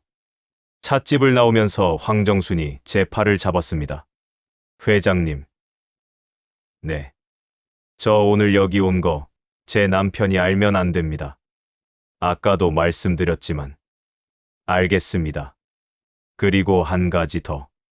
황정순이 손가방에서 봉투 하나를 꺼냈습니다. 이게 뭡니까? 제 남편이 회장님 과거에 대해 갖고 있는 자료입니다. 사본이에요. 진본은 남편이 갖고 있지만 사본은 제가 따로 빼둔 겁니다. 이걸로 뭘 하실지는 회장님이 결정하세요. 저는 그 봉투를 받아들었습니다. 봉투가 두툼했습니다. 손 안에서 묵직하게 느껴졌습니다. 이 안에 제 과거가 담겨 있었습니다. 문서로 정리된 과거. 그것이 지금 제 손 안에 있었습니다. 왜 이걸 저한테 주십니까? 회장님이 알아야 싸울 수 있으니까요. 황정수는 그 말을 남기고 차를 향해 걸어갔습니다. 뒷모습이 작았습니다. 그런데 걸음이 흔들리지 않았습니다. 오래 혼자 걸어온 사람의 걸음이었습니다. 복지관으로 돌아오는 길에 저는 차를 한 번 갓길에 세웠습니다. 봉투를 열었습니다. 안에는 문서들이 있었습니다. 오래된 것도 있었고 최근 것도 있었습니다. 제 이름, 과거 조직 이름, 사건 날짜들이 적혀 있었습니다. 저는 한 장 한 장 넘겼습니다. 손이 떨렸습니다. 그런데 한 장에서 멈췄습니다. 제 이름 옆에 또 다른 이름이 있었습니다. 강준혁. 첫째 아들의 이름이었습니다. 저는 그 이름 앞에서 한동안 움직이지 못했습니다. 왜 아들 이름이 여기 있는 걸까? 준혁이는 아무것도 모릅니다. 서울에서 변호사 하는 아이입니다. 조직이랑은 아무 관계가 없습니다. 다음 줄을 읽었습니다. 읽고 나서 저는 문서를 무릎 위에 내려놓았습니다. 눈앞이 흐려졌습니다. 준혁이가 변호사가 된 것, 서울에서 자리를 잡은 것, 그 배경에 누군가의 손이 닿아 있었습니다. 그 누군가의 이름이 문서에 적혀 있었습니다. 최태용이었습니다. 제가 손을 씻고 조직을 나올 때 최태용은 한마디 했습니다. 나중에 후회한다고. 저는 그걸 협박으로 들었습니다. 그런데 그게 협박이 아니었습니다. 그건 예고였습니다. 최태용은 그때부터 준비하고 있었습니다. 제가 다시 필요해질 날을 위해 제가 절대 거절할 수 없게 만들 카드를 준비하고 있었습니다. 아들의 취업, 아들의 사무실, 아들이 처음 맡은 큰 사건. 그 뒤에 최태용의 손이 있었습니다. 준혁이는 몰랐겠지요. 어디서 도움의 손이 왔는지. 그냥 자기 실력으로 된 줄 알았겠지요. 저도 몰랐습니다. 아들이 잘 되는 걸 보면서 저는 그냥 기뻤습니다. 죄 많은 아비한테 아들이 반듯하게 자라줬다고. 그게 하늘이 준 선물이라고 생각했습니다. 그런데 그게 하늘이 준 게 아니었습니다. 최태용이 심어둔 덫이었습니다.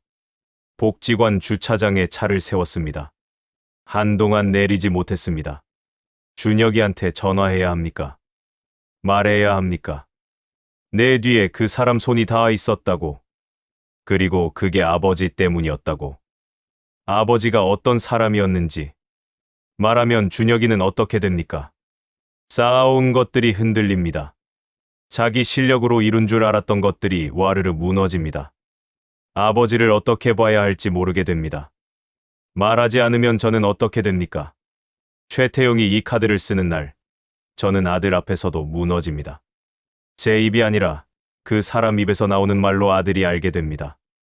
그게 더 잔인합니다. 어떻게 해야 합니까? 저는 핸들을 두 손으로 꽉 쥐었습니다. 그때 창문을 두드리는 소리가 났습니다.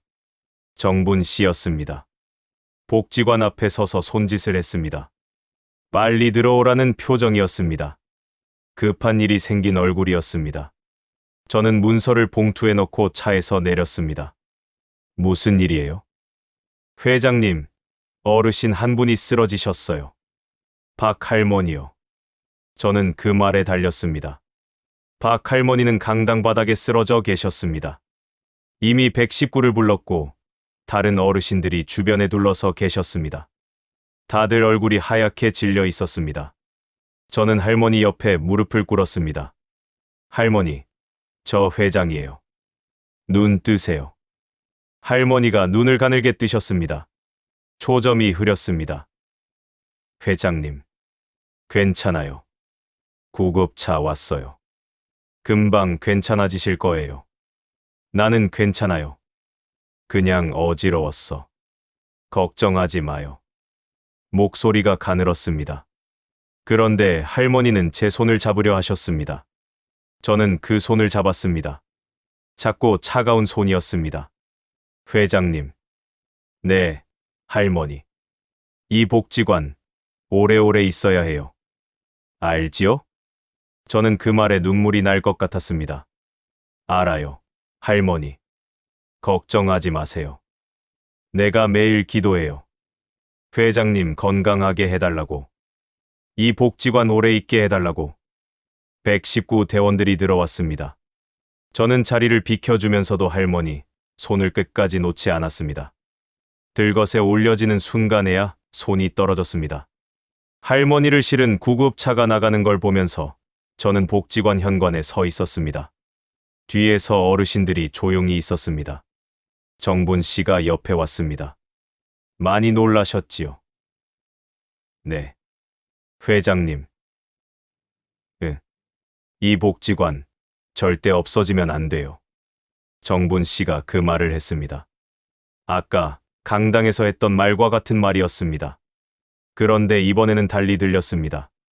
박 할머니 목소리랑 겹쳐서 들렸습니다. 저는 그 자리에서 결심했습니다. 도망치지 않겠다고. 최태용 앞에서도, 제 과거 앞에서도, 아들한테도. 더 이상 숨지 않겠다고. 무너지더라도 제 발로 서서 무너지겠다고. 봉투를 재킷 안주머니에 넣었습니다. 묵직한 무게가 느껴졌습니다. 이 무게를 들고 걸어가야 합니다. 어디로 가야 하는지 이제는 알 것 같았습니다. 아버지, 저한테 하실 말씀 있으시죠? 준혁이의 목소리가 수화기 너머로 들어왔습니다. 저는 잠깐 말문이 막혔습니다. 먼저 꺼내려 했는데 아들이 먼저였습니다. 이 아이는 어릴 때부터 그랬습니다. 눈치가 빠르고 말보다 느낌이 먼저인 아이.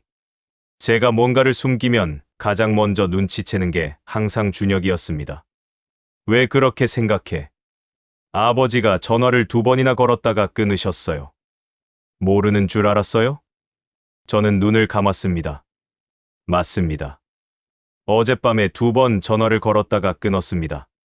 첫 번째는 아들 목소리를 듣고 싶어서, 2번째는 말을 꺼내야 한다는 걸 알면서도 꺼내지 못해서. 그 흔적을 준혁이가 봤습니다. 준혁아. 네, 아버지. 이번 주말에 내려올 수 있냐? 무슨 일이에요? 내려와서 얘기하자. 전화로 할 얘기가 아니야. 수화기 너머로 잠깐 침묵이 흘렀습니다. 준혁이가 뭔가를 가늠하는 침묵이었습니다. 금요일 저녁에 내려갈게요. 그래. 고맙다. 전화를 끊고 나서 저는 한참 창밖을 바라봤습니다. 금요일까지 사흘이었습니다. 그 사흘 안에 해야 할 것들이 있었습니다. 아들한테 말하기 전에 제가 먼저 정리해야 할 것들이. 다음 날 아침 저는 오석환 형사를 다시 만났습니다. 이번에는 제가 먼저 연락했습니다. 그리고 황정순을 만난 것, 봉투 내용, 준혁이 이름이 거기 있었다는 것, 전부 말했습니다. 오석환 형사는 제 말을 들으면서 아무런 표정 변화가 없었습니다. 오래된 형사의 얼굴이었습니다. 다 들을 때까지 기다리고, 다 듣고 나서 생각하는 사람. 제가 말을 다 마쳤을 때 형사가 먼저 입을 열었습니다. 황정순이 그 봉투를 줬다는 거 최태용이 알면 안 됩니다. 알고 있습니다. 그리고 그 봉투 안에 있는 내용은 지금 당장 쓸 수 없어요. 왜요? 사본이라서요. 법적으로 효력이 없습니다. 진본이 있어야 해요. 저는 그 말을 예상했습니다. 진본은 최태용이 갖고 있겠지요. 그렇습니다. 그리고 군수 약점 관련 서류도 마찬가지예요. 황정순이 말한 그 입찰 조작 서류, 진본이 있어야 군수를 압박할 수 있고 군수가 최태용한테서 떨어져 나와야 이 판이 바뀝니다. 저는 팔짱을 끼고 생각했습니다. 진본을 확보할 방법이 있습니까? 있을 수도 있지요. 그런데 그게 회장님 일이 아닙니다. 제 일입니다. 형사님. 오석환 형사가 저를 봤습니다. 회장님, 여기서 직접 나서다가 예전 일들이랑 엮이면 회장님도 안전하지 않아요. 저한테 맡기세요. 형사님 혼자 할 수 있습니까? 오석환 형사가 잠깐 입을 다물었습니다. 솔직히 말씀드리면 혼자는 어렵습니다. 최태용은 30년 넘게 잡히지 않은 사람입니다. 항상 방어막이 있어요. 법적으로 건드릴 수 있는 접점을 만들려면 누군가 안에서 나와야 합니다. 안에서요. 최태용 가까이 있는 사람 중에 등을 돌릴 사람이 있어야 해요. 저는 그 말을 들으면서 한 이름이 떠올랐습니다. 박창수. 창수한테 전화를 거는 건 쉽지 않았습니다. 그 번호를 저장해 둔 것도 아니었습니다. 처음 협박 전화가 왔을 때 그 번호를 기억해뒀을 뿐이었습니다. 손에 번호를 올려놓고 한참을 봤습니다. 전화를 걸면 창수는 어떻게 나올까? 적대적으로 나올 수도 있고 끊어버릴 수도 있습니다. 그런데 저는 창수가 빠져나갈 구멍을 찾고 있다는 걸 직감했습니다. 최태용한테 빚을 지고 그 빚을 갚으려고 저를 이용하려 했지만 일이 생각보다 커지면서 창수 자신도 덫에 걸려 있을 겁니다. 최태용은 창수를 도구로 쓰되 일이 잘못되면 창수한테 모든 걸 뒤집어 씌울 준비를 해뒀을 겁니다. 창수도 그걸 알 것입니다. 아직 어리지 않으니까요. 전화를 걸었습니다. 신호가 4번 울렸습니다. 5번째 울리려는 순간 받았습니다. 예, 형. 창수의 목소리였습니다. 저를 형이라고 불렀습니다. 반사적으로 나온 말이겠지요. 창수한테 저는 여전히 형이었습니다. 그 말이 복잡하게 걸렸습니다. 창수야. 왜 전화해요? 만나야겠다. 할 말 없어요. 나는 있어. 너한테 들려줄 말이. 침묵이 흘렀습니다. 저는 기다렸습니다. 어디서요? 우리는 그날 저녁 창원 외곽의 허름한 고깃집에서 만났습니다. 창수는 저보다 먼저 와 있었습니다. 구석 자리에 혼자 앉아서 소주를 따라 놓고 마시지는 않고 잠만 보고 있었습니다. 저는 맞은편에 앉았습니다. 창수는 많이 늙어 있었습니다. 18배 처음 봤을 때와 비교하면 그 눈빛은 같았습니다. 두려움을 숨기는 법을 아는 눈. 그런데 지쳐 있었습니다. 가장자리가 닳아 있었습니다. 오래 살아남으려고 버텨온 사람의 눈이었습니다. 많이 힘들지. 제가 먼저 말했습니다. 창수는 코웃음을 쳤습니다. 저한테 동정이에요. 형이 나한테 그런 말 할 자격 있어요? 나 두고 혼자 빠져나갔잖아요. 맞아. 창수가 잠깐 멈췄습니다. 반박을 예상했는데 인정이 나오니까 당황한 것이었습니다. 너 두고 나온 거 잘못한 거야. 그때 같이 데리고 나왔어야 했어. 미안하다. 지금 와서 그 말이 무슨 소용이에요. 소용은 없지. 그냥 할 말이 그거야. 오래 못했으니까. 창수가 소주잔을 들었다가 내려놓았습니다. 입술을 깨물었습니다. 저는 그 표정을 봤습니다. 무너지려는 걸 버티는 얼굴이었습니다. 창수야, 너 지금 어떤 상황인지 알고 있어. 뭘 알아요? 최태용한테 빚진 거, 그 빚 때문에 여기까지 온 거, 그리고 일이 끝나면 최태용이 너를 어떻게 할지도. 창수의 눈이 흔들렸습니다. 다 이용하고 나서 내가 뒤집어 쓰게 돼 있어. 창수야, 그 판에서 내가 이길 수 없어. 그럼 어떡하라고요? 나한테부터. 창수가 저를 빤히 봤습니다. 나랑 같이 움직이면 내 빚 정리할 수 있어. 그리고 최태용한테서 완전히 빠져나올 수 있어. 형사 한 명이 기다리고 있어. 내가 진술만 해주면 돼. 창수는 한동안 말이 없었습니다. 소주잔을 내려다봤습니다. 저도 기다렸습니다. 재촉하지 않았습니다. 이런 결정은 재촉한다고 되는 게 아닙니다. 스스로 결론을 내야 합니다. 한참 뒤에 창수가 말했습니다. 형은요? 형과 거는요? 다 드러나는 거잖아요. 드러나면 드러나는 거야. 그게 말처럼 쉬워요? 쉽지 않지. 근데 그 사람들한테 계속 끌려다니는 것보다는 나아. 창수가 눈을 내리깔았습니다. 긴 침묵이었습니다. 저는 그 침묵 안에서 창수가 싸우고 있다는 걸 알았습니다. 두려움과 지침과 그래도 남아있는 무언가와. 형. 나 사실 지쳤어요. 그 말이 아주 작게 나왔습니다. 강한 척, 모른 척, 오래 해온 것들이 그 한마디에 다 녹아 있었습니다. 저는 그 목소리를 들으면서 가슴이 조여들었습니다.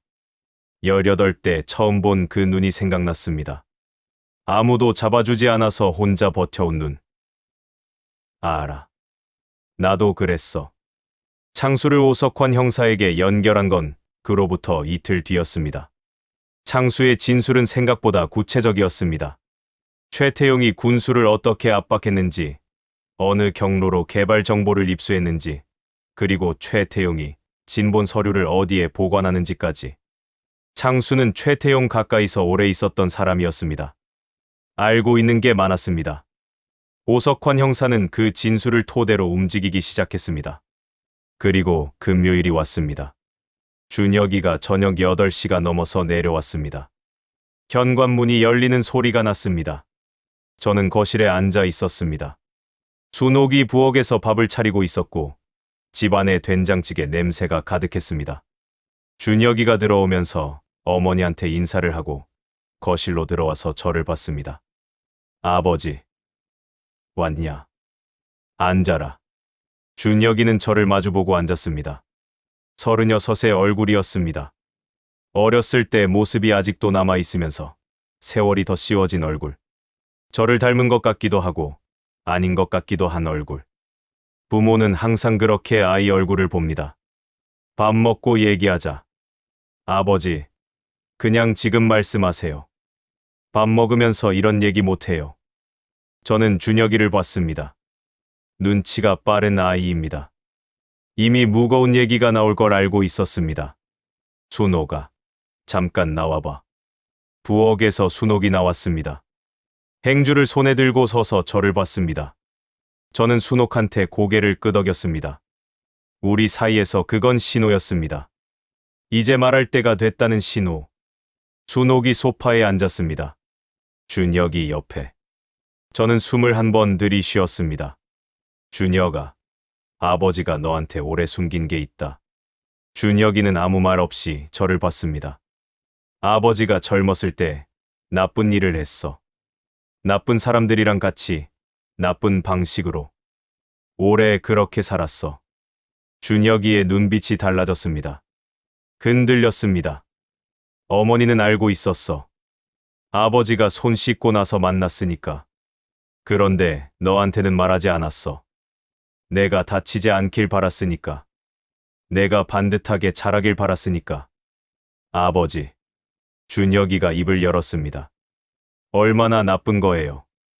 저는 그 질문을 피하지 않았습니다. 조직이었어. 폭력 조직. 나는 거기서 오래 살았고 많이 잘못했어. 준혁이가 눈을 내리깔았습니다. 한동안 말이 없었습니다. 순옥이 준혁이 손을 잡았습니다. 준혁이는 그 손을 뿌리치지 않았습니다. 그리고 한 가지 더. 준혁이가 고개를 들었습니다. 내가 서울에서 처음 자리 잡을 때 그 뒤에 누군가의 손이 있었어. 아버지 때문에. 그 사람이 아버지한테 영향력을 행사하려고 미리 심어둔 거야. 준혁이의 얼굴이 굳었습니다. 그게 무슨 말이에요? 내가 처음 맡은 큰 사건, 그리고 그 사무실에 들어갈 수 있었던 것. 아버지 옛날 조직 두목이 그 뒤에서 선을 댄 거야. 긴 침묵이었습니다. 준혁이는 소파 등받이에 기댔습니다. 천장을 봤습니다. 저는 그 얼굴을 봤습니다. 무너지고 있었습니다. 조용히, 안에서부터. 제 실력이 아니었단 거예요? 내 실력이야. 그 이후로 내가 쌓은 건 전부 내 거야.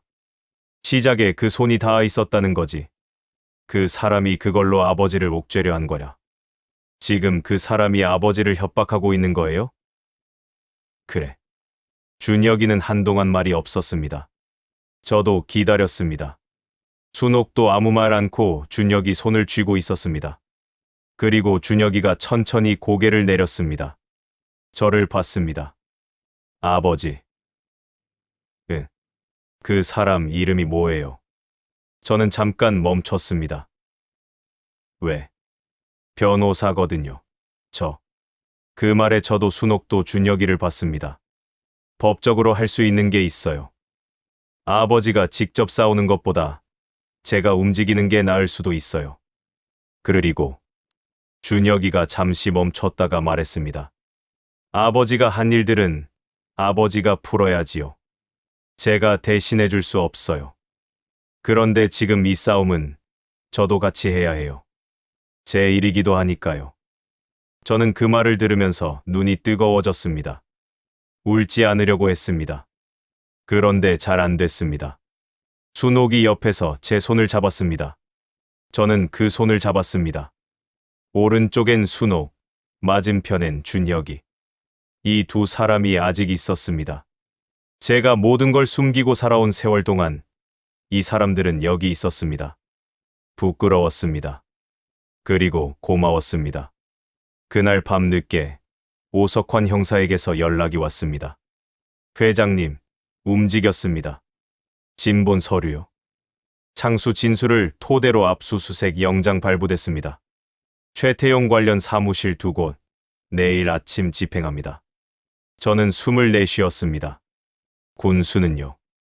군수 쪽도 따로 접촉합니다. 최태용한테서 떨어져 나와서 자진 진술하면 선처하는 방향으로. 군수가 결정해야 할 문제입니다만 상황이 달라졌다는 걸 알면 움직일 겁니다. 알겠습니다, 형사님. 회장님. 네. 오래 기다렸습니다. 이날. 저는 그 말에 아무 말도 못했습니다. 오석환 형사가 이날을 기다렸다는 게, 저를 기다렸다는 게 그 말 안에 들어 있었습니다. 전화를 끊고 나서 저는 창밖을 봤습니다. 밤이었습니다. 하만의 밤하늘에는 별이 많았습니다. 빛 공해가 없는 동네라 별이 선명하게 보이는 곳이었습니다. 어머니가 살아계셨을 때 이런 별 많은 밤이면 마당에 나와 앉으셨습니다. 저도 옆에 앉으면 어머니는 아무 말도 안 하셨습니다. 그냥 하늘을 보셨습니다. 그게 어머니의 쉼이었습니다. 저는 오늘 처음으로 그 마음을 알 것 같았습니다. 아무 말 없이 그냥 하늘을 보는 것. 복잡한 것들을 잠시 내려놓고 별빛 아래 그냥 서 있는 것. 그게 삶을 버티는 방식이었습니다. 내일 아침이면 달라집니다. 달라지는 것들이 전부 좋을 수는 없겠지요. 제 과거가 드러나는 것들도 있을 겁니다. 감당해야 할 것들이 있을 겁니다. 그래도 됩니다. 이제는 도망치지 않기로 했으니까요. 강무철 씨, 당신 과거가 오늘 이 자리에서 전부 공개됩니다. 각오는 됐습니까? 최태용의 목소리가 전화기 너머로 흘러왔습니다. 낮고 느린 목소리였습니다. 그런데 이번에는 달랐습니다. 예전처럼 여유롭지 않았습니다. 뭔가 쫓기는 사람의 목소리였습니다. 저는 그걸 알아챘습니다. 그리고 그 목소리가 더 이상 저를 얼어붙게 만들지 않는다는 것도 알았습니다. 됐습니다. 딱 2글자였습니다. 수화기 너머에서 잠깐 침묵이 흘렀습니다. 최태용이 예상하지 못한 대답이었겠지요. 지금까지 저는 항상 버텼지만 흔들렸습니다. 두려워했습니다. 그런데 이번에는 달랐습니다. 제 목소리가 흔들리지 않았습니다. 묻혀라. 너 지금 상황을 모르는 거냐? 알고 있습니다. 압수수색한다고 내가 끝나는 줄 알아. 나는 30년을 버텼어. 이것 하나로 무너지지 않아. 그럴 수도 있지요. 그런데 저는 더 이상 태용 씨 때문에 그 사람들 잃지 않을 겁니다. 그 사람들, 노인네들 말이야. 그게 그렇게 중요해? 제 전부입니다. 최태용이 낮게 웃었습니다. 감동적이네. 그런데 묻혀라. 준혁이 그 아이, 변호사 자격 취소될 수도 있어. 배경에 조직이 있었다는 게 나오면 그걸 각오하고 하는 말이냐. 이런 상황이 벌어진 데에는 최태용이 끝까지 놓지 않으려 한 패가 하나 더 있었기 때문이었습니다. 저는 숨을 가다듬었습니다. 준혁이는 아무것도 몰랐습니다. 그리고 그 아이는 이미 알고 있어요. 제가 말했으니까. 우리 아들은 자기 이름 걸고 싸울 준비가 됐습니다. 긴 침묵이 흘렀습니다. 후회할 거야. 이미 오래 후회했습니다. 이제는 됐어요. 전화가 끊겼습니다. 저는 휴대폰을 내려놓고 창밖을 봤습니다. 이른 아침이었습니다. 하만의 하늘이 밝아오고 있었습니다. 논에는 안개가 깔려 있었고 멀리 산 능선이 흐릿하게 보였습니다. 조용한 아침이었습니다. 이 조용함이 폭풍 전 고요함이라는 걸 알면서도 저는 그 조용함 안에서 이상하게 평온했습니다. 오전 10시가 조금 지났을 때 오석환 형사에게서 연락이 왔습니다. 압수수색 완료됐습니다. 진본 서류 확보했어요. 군수 관련 서류도요? 네. 그리고 군수가 오늘 아침 자진 출석했습니다. 저는 눈을 감았습니다. 이재명 군수가 결단을 내린 겁니다.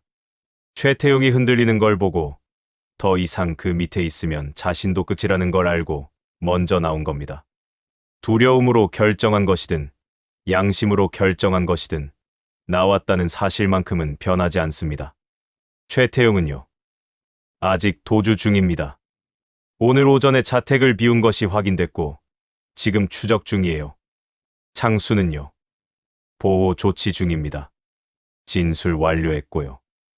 회장님, 오늘 하루 조심하세요. 최태용이 궁지에 몰리면 어떻게 나올지 모릅니다. 전화를 끊고 나서 저는 복지관으로 나갔습니다. 평소처럼 출근했습니다. 아무 일도 없는 것처럼. 정분 씨가 문을 열고 있었고 어르신 두 분이 일찍 오셔서 마당 평상에 앉아 계셨습니다. 저는 인사를 드렸습니다. 어르신들이 웃으며 받아주셨습니다. 그 웃음이 평화로웠습니다. 정분 씨가 다가왔습니다. 회장님, 오늘 안색이 괜찮아 보이는데요. 무슨 일 있어요? 좋은 일. 글쎄요. 두고 봐야 알겠는데요. 수상하다. 정분 씨가 눈을 가늘게 뜨면서 웃었습니다. 저도 웃었습니다. 오후 2시였습니다. 저는 관장실에서 서류 작업을 하고 있었습니다. 그런데 복지관 앞에 차 한 대가 서는 소리가 났습니다. 저는 창문으로 봤습니다. 검은 세단이었습니다. 그리고 내리는 사람을 보는 순간 저는 자리에서 일어났습니다. 최태용이었습니다. 혼자였습니다. 수행원이 없었습니다. 양복도 아니었습니다. 평범한 점퍼 차림이었고 지팡이도 없었습니다. 머리카락이 흐트러져 있었고 걸음이 처음으로 급해 보였습니다. 저는 처음으로 최태용이 급하게 걷는 걸 봤습니다. 저는 관장실을 나서 복도를 걸어 현관으로 나갔습니다. 정분 씨, 어르신들 안으로 모셔요. 지금 당장. 정분 씨가 제 표정을 보고 말없이 움직였습니다. 역시 눈치가 빠른 사람입니다. 저는 현관 밖으로 나섰습니다. 최태용이 저를 보고 걸음을 멈췄습니다. 우리는 복지관 마당에서 마주 섰습니다. 봄 햇살이 환했습니다. 바람이 조금 불었습니다. 화단에 꽃이 피어 있었습니다. 이상하게 너무 조용했습니다. 다 끝났다. 태용 씨. 제가 먼저 말했습니다. 최태용은 아무 말이 없었습니다. 저를 봤습니다. 오래, 천천히. 그 눈빛 안에 무언가가 있었습니다. 분노인지, 허탈함인지, 아니면 다른 무언가인지. 자수하십시오. 묻혀라. 네. 나 많이 지쳤다. 그 말이 나왔을 때 저는 잠깐 멈췄습니다. 최태용이 지쳤다고 했습니다. 그 말이 연기인지 진심인지 저는 알 수 없었습니다. 그런데 그 목소리는 처음으로 거짓말처럼 들리지 않았습니다. 저도요. 저도 모르게 그 말이 나왔습니다. 우리 둘 다 오래 살았지. 잘못 살았고. 최태용이 천천히 주위를 둘러봤습니다. 복지관 건물을, 마당을, 화단을. 그리고 안으로 들어간 어르신들이 창문으로 내다보고 계신 걸 봤습니다. 이걸 지키고 싶었던 거야. 그렇습니다. 나는 평생 뭘 지켰나. 그 말을 하는 최태용의 얼굴이 달라졌습니다. 처음으로 그 얼굴에서 나이가 보였습니다. 73살 노인의 얼굴이 보였습니다. 오래 강한 척 살아온 사람이 그 껍데기를 벗는 순간 같았습니다. 저는 그 얼굴을 봤습니다. 미워야 했습니다. 두려워야 했습니다. 그런데 이상하게 그냥 안쓰러웠습니다. 이 사람도 어딘가에서 18살이 있었겠지요. 뭔가를 원했던 시절이 있었겠지요. 그게 이렇게 됐습니다. 저와 같은 자리에서 출발했는데 다른 길로 온 것이었습니다. 아니, 저도 같은 길을 오래 걸었습니다. 다른 건 멈춘 시점뿐이었습니다. 그때 경찰차 소리가 들렸습니다. 복지관 입구로 2대가 들어왔습니다. 오석환 형사가 앞에 있었습니다. 형사는 저를 보고 고개를 끄덕였습니다. 저도 끄덕였습니다. 최태용은 돌아보지 않았습니다. 경찰이 다가왔습니다. 최태용은 그 자리에 그대로 서 있었습니다. 저항하지 않았습니다. 손을 내밀었습니다. 수갑이 채워지는 소리가 났습니다. 그 소리가 유난히 크게 들렸습니다. 오석환 형사가 다가와서 제 옆에 섰습니다. 고생하셨습니다, 회장님. 형사님이 고생하셨지요. 창수는 잘 처리될 겁니다. 진술이 구체적이었어요. 선처 요청할 겁니다. 저는 최태용이 경찰차에 타는 걸 봤습니다. 차 문이 닫혔습니다. 창문 너머로 최태용의 옆얼굴이 보였습니다. 앞을 보고 있었습니다. 어떤 표정인지 알 수 없었습니다. 차가 천천히 나갔습니다. 저는 그 차가 복지관 입구를 벗어나 도로로 사라질 때까지 봤습니다. 뒤에서 발소리가 났습니다. 돌아보니 복지관 현관에 어르신들이 나와 계셨습니다. 정분 씨가 안에 계시라고 했을 텐데 다들 나오신 겁니다. 박 할머니도 계셨습니다. 어제 퇴원하셔서 오늘 복지관에 나오신다고 하셨었지요. 회장님. 박 할머니가 부르셨습니다. 네, 할머니. 저 차가 나쁜 사람이에요? 저는 잠깐 망설였습니다. 네. 그런데 이제 다 끝났어요. 다행이네. 회장님, 힘들었겠다. 할머니가 제 손을 잡으셨습니다. 작고 주름진 손이었습니다. 따뜻했습니다. 저는 그 손을 2손으로 감쌌습니다. 정분 씨가 옆에 와서 말했습니다. 회장님, 오늘 점심 제가 차릴게요. 다 같이 먹어요. 어르신들 사이에서 웃음소리가 났습니다. 저는 그 웃음소리를 들으면서 눈이 뜨거워졌습니다. 이번에는 참지 않았습니다. 흘러내리는 걸 그냥 뒀습니다. 정분 씨가 슬쩍 봤다가 모른 척했습니다. 어르신들도 모른 척해 주셨습니다. 그 배려가 고마웠습니다. 그날 오후 늦게 준혁이한테 연락이 왔습니다. 아버지, 뉴스 봤어요. 봤냐? 제 이름은 안 나왔어요. 경찰 쪽에서 조율한 것 같아요. 오석환 형사가 한 일이었습니다. 준혁이가 최태용의 손이 닿은 곳에서 출발했다는 사실은 준혁이가 몰랐다는 점과 이미 독립적으로 자리를 잡았다는 점 때문에 공개 수사 내용에서 빠진 것이었습니다. 형사가 배려해준 것이었습니다. 그래도 내부적으로는 조사가 있을 거야. 각오해라. 알아요. 변호사 협회에 먼저 자진 신고할 거예요. 뭐, 숨기는 것보다 먼저 말하는 게 낫잖아요. 아버지가 그렇게 가르쳐줬잖아요. 이번에. 저는 그 말에 말문이 막혔습니다. 이번에 가르쳐줬다고 했습니다. 아버지가 도망치지 않는 걸 보고 아들이 배운 것이었습니다.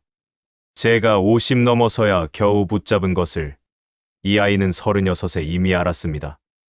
아니, 아버지를 보면서 그 자리에서 결정한 겁니다. 준혁아. 네. 잘하고 있어.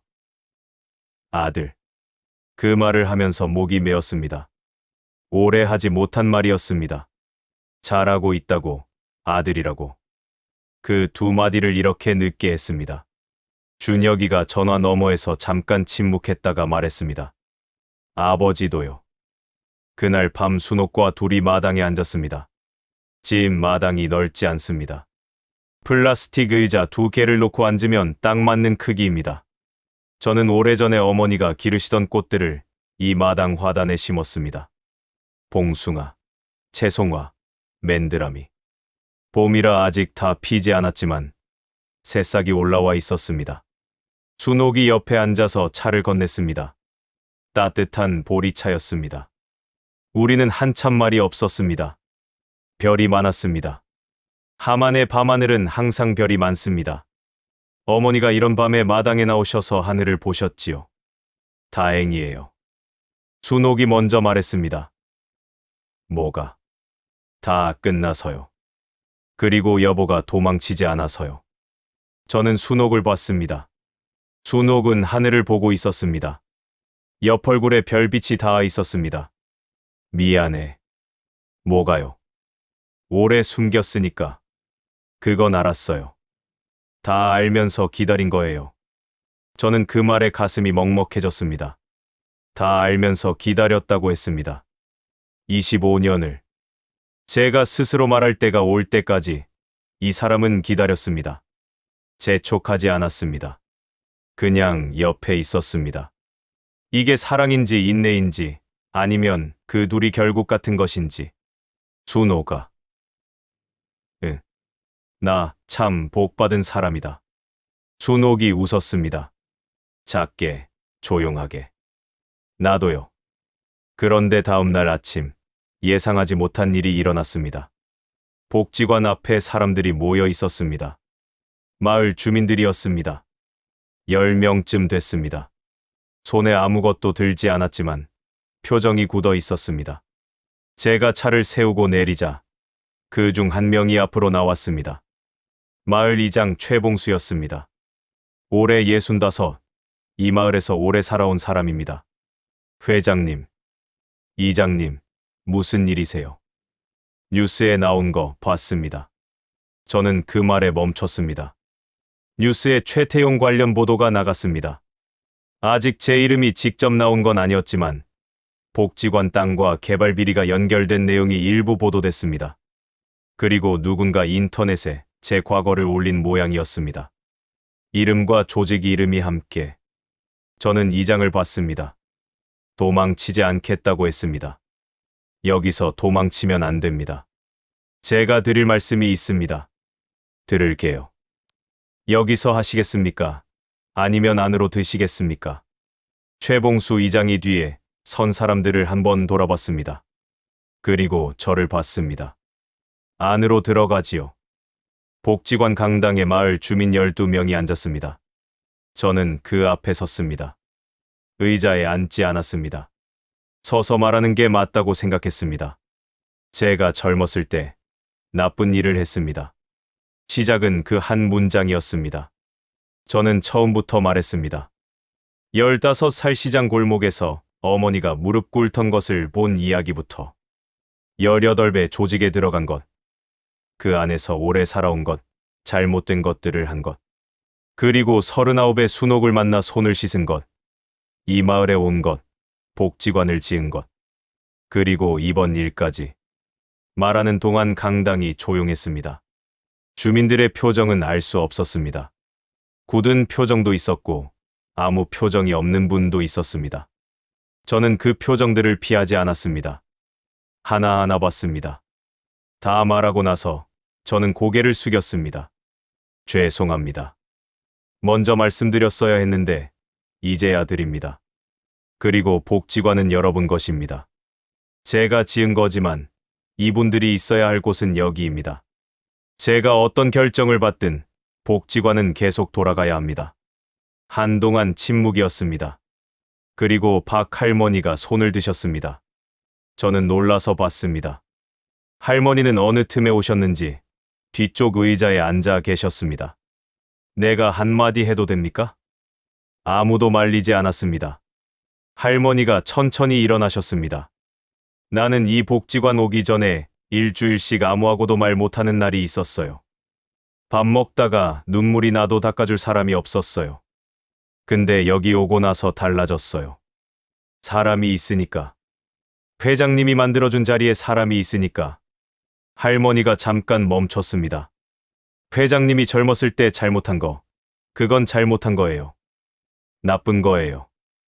근데 그거하고 지금 이 사람이 우리한테 한 것하고는 달라요. 사람이 살면서 잘못도 하고 또 잘하기도 하는 거 아닙니까? 나는 지금 이 사람이 우리한테 한 것만 봅니다. 강당이 조용했습니다. 최봉수 의장이 기침을 하고 앞을 봤습니다. 저를 봤습니다.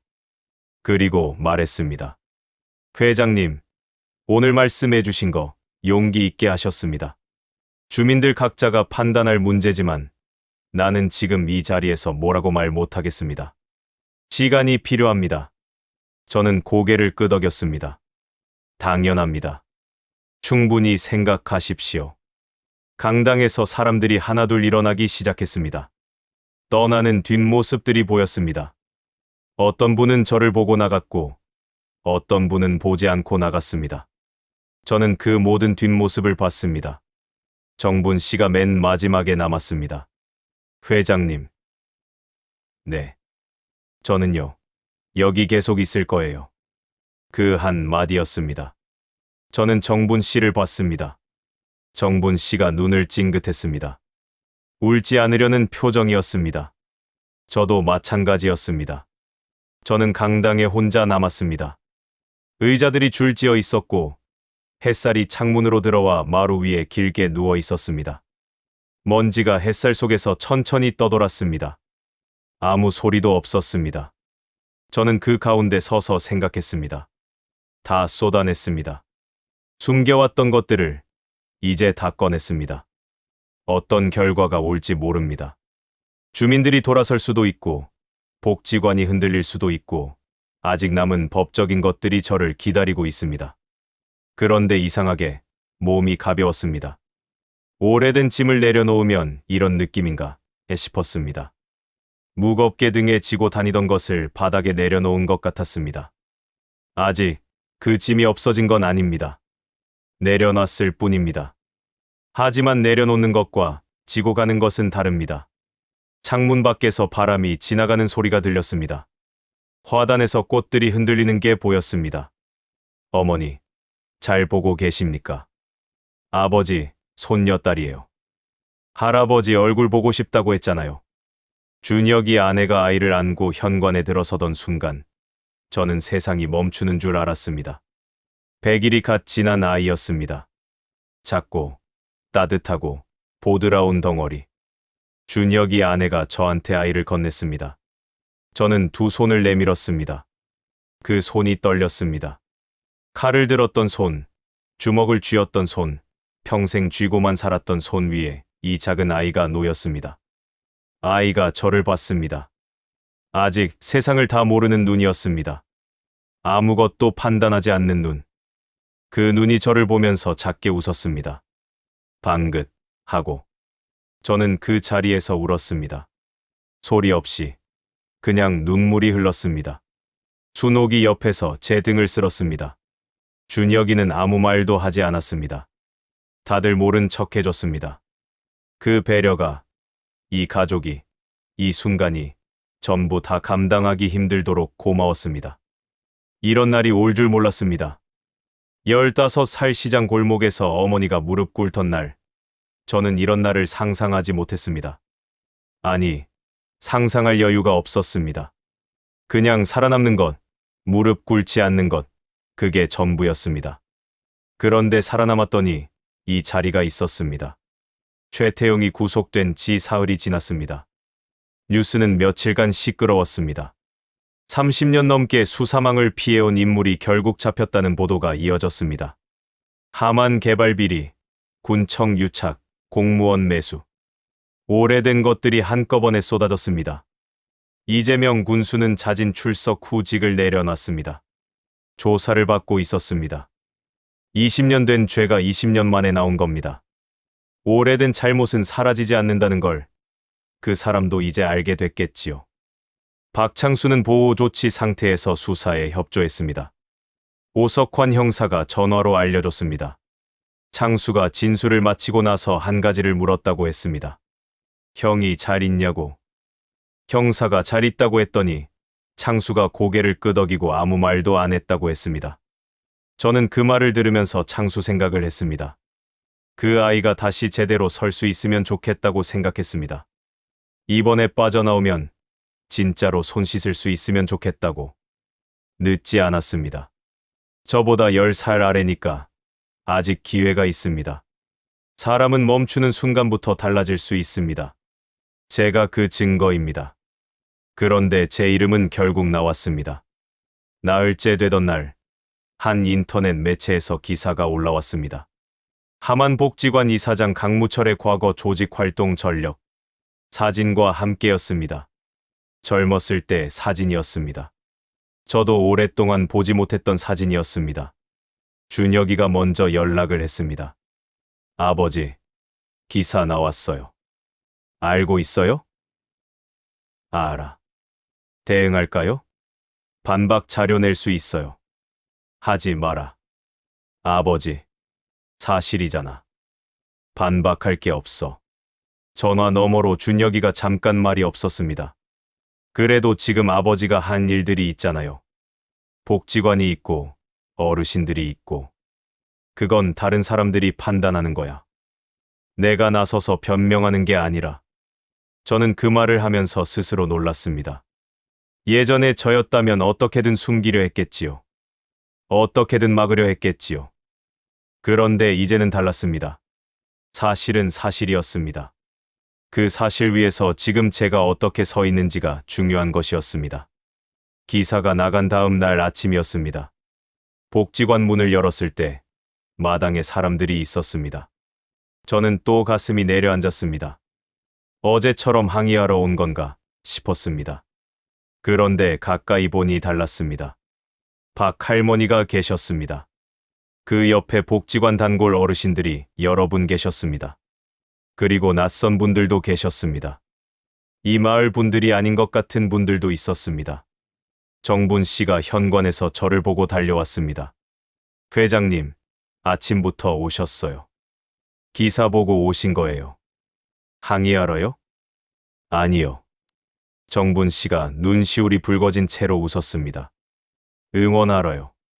저는 그 말이 처음에 잘 들리지 않았습니다. 다시 한번 들었습니다. 응원하러 왔다고 했습니다. 마당으로 나갔습니다. 박 할머니가 저를 보시자마자 손을 드셨습니다. 회장님, 기사 봤어요. 그래서 우리가 왔어요. 할머니, 젊었을 때 잘못한 거 이미 다 들었어요. 그리고 지금 이 사람이 어떤 사람인지도 알아요. 나는 그걸로 충분해요. 옆에 계신 어르신 한 분이 말씀하셨습니다. 나도요. 나 여기서 3년을 다녔어요. 회장님 덕분에 외로운 줄 몰랐어요. 또 다른 분이 말씀하셨습니다. 기사 댓글에 욕하는 사람들 있던데 그 사람들은 여기 와본 적 없는 사람들이에요. 여기가 어떤 곳인지 모르는 거야. 낯선 분들도 계셨는데 이웃마을에서 오셨다고 했습니다. 기사를 보고 이 복지관이 없어지면 안 된다는 생각에 오셨다고 했습니다. 저는 그분들 앞에서 한동안 서 있었습니다. 말이 나오지 않았습니다. 고맙다는 말도, 괜찮다는 말도, 어떤 말도 그 마음을 다 담지 못할 것 같았습니다.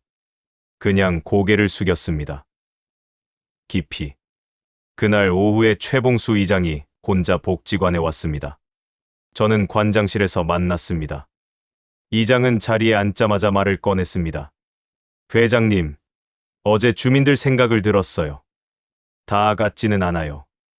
그래도 말씀드리고 싶었습니다. 말씀하십시오. 반 이상은 회장님이 지금까지 한 일을 기억하는 사람들입니다. 복지관이 생기기 전에 이 마을이 어땠는지 기억하는 사람들이요. 젊은 사람들은 떠나고 어르신들은 갈 데 없고 마을이 조용히 죽어가고 있었잖아요. 회장님이 오고 나서 달라졌다는 걸 그 사람들은 알아요.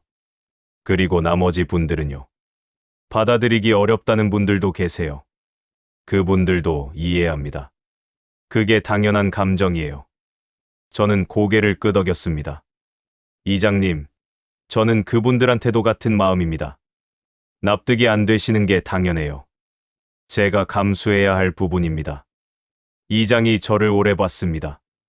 회장님, 한 가지만 물어봐도 됩니까? 하십시오. 복지관 지으신 거 진심이에요? 저는 그 질문에 잠깐 눈을 감았습니다. 어머니 생각이 났습니다.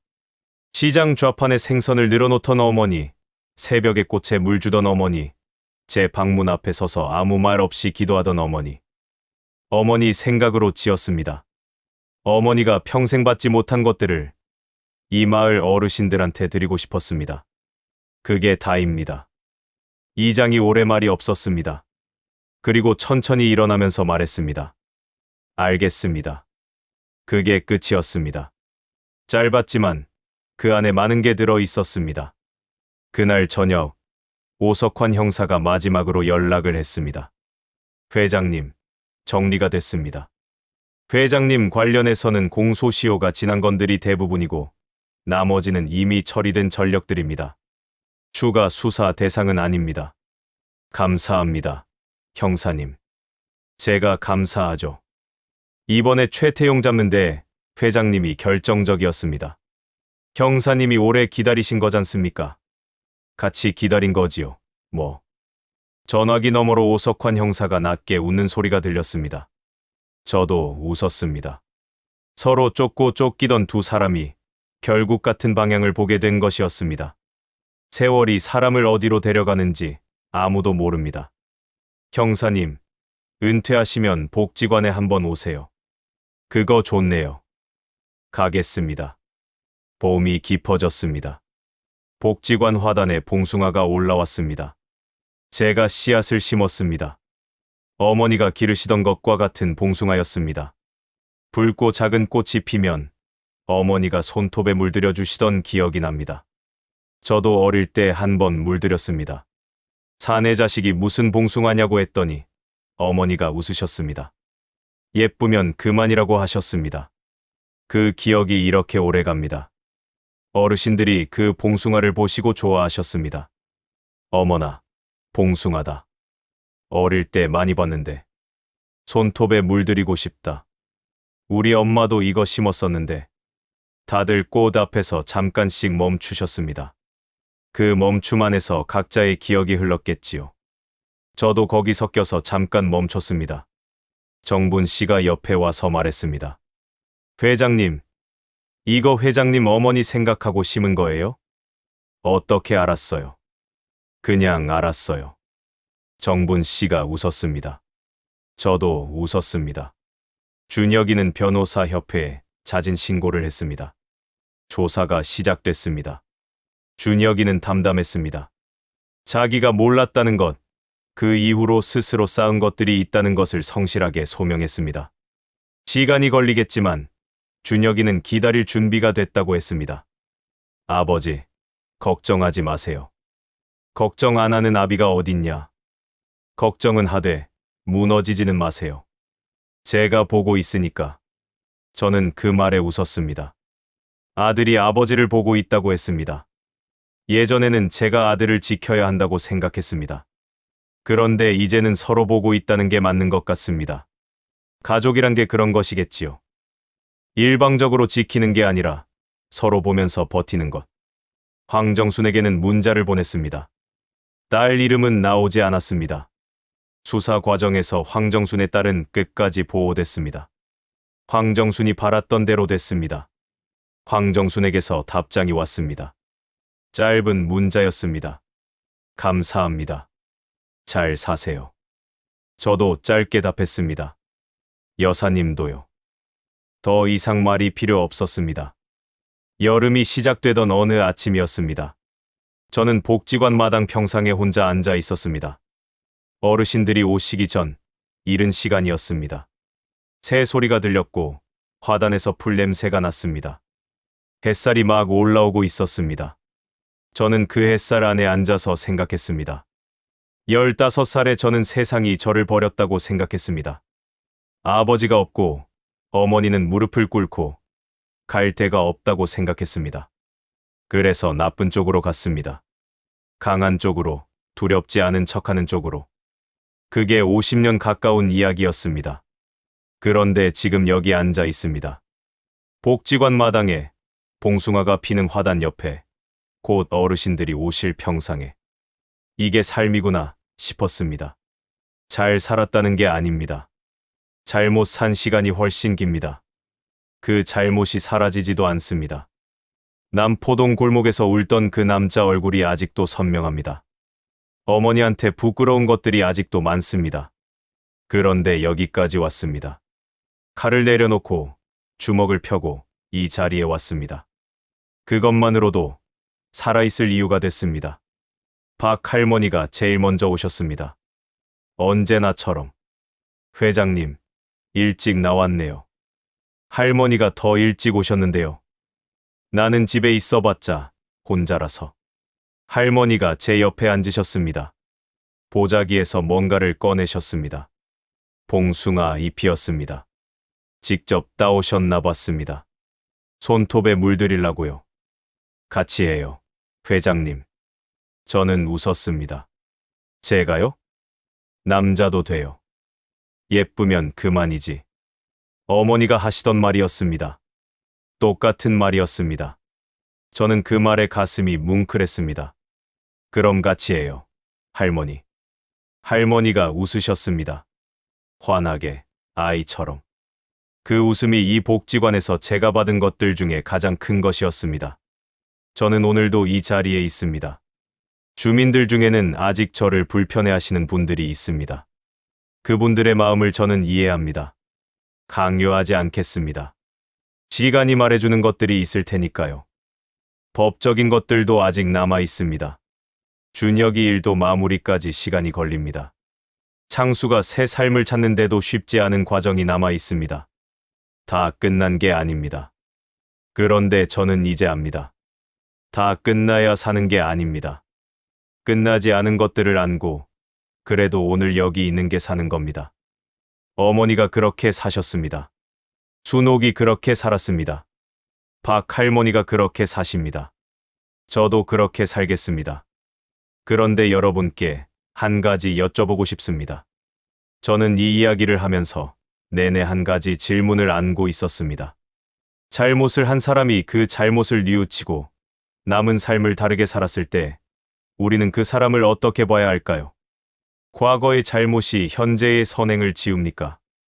아니면 현재의 선행이 과거의 잘못을 덮습니까?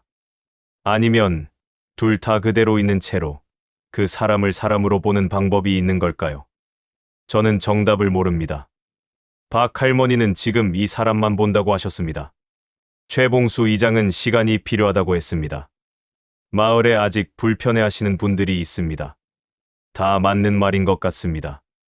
사람이 사람을 판단한다는 게 그렇게 단순하지 않습니다. 그래서 여러분께 드리고 싶은 질문은 이겁니다. 만약 여러분 곁에 저 같은 사람이 있다면 여러분은 어떻게 하시겠습니까? 과거를 알고 나서도 그 사람이 지금 하는 일을 볼 수 있겠습니까? 아니면 과거가 먼저 눈에 들어옵니까? 쉽게 대답하지 않으셔도 됩니다. 오래 생각하셔도 됩니다. 삶이란 게 빠른 답보다 오래 품는 질문이 더 많은 곳이니까요. 복지관 마당에 봉숭아가 피었습니다. 어머니가 좋아하시던 꽃입니다. 바람이 불면 흔들리고 비가 오면 젖고 그래도 또 고개를 드는 꽃입니다. 저도 그렇게 살겠습니다. 흔들려도 괜찮습니다. 젖어도 괜찮습니다. 고개를 드는 것, 그것만 잃지 않겠습니다.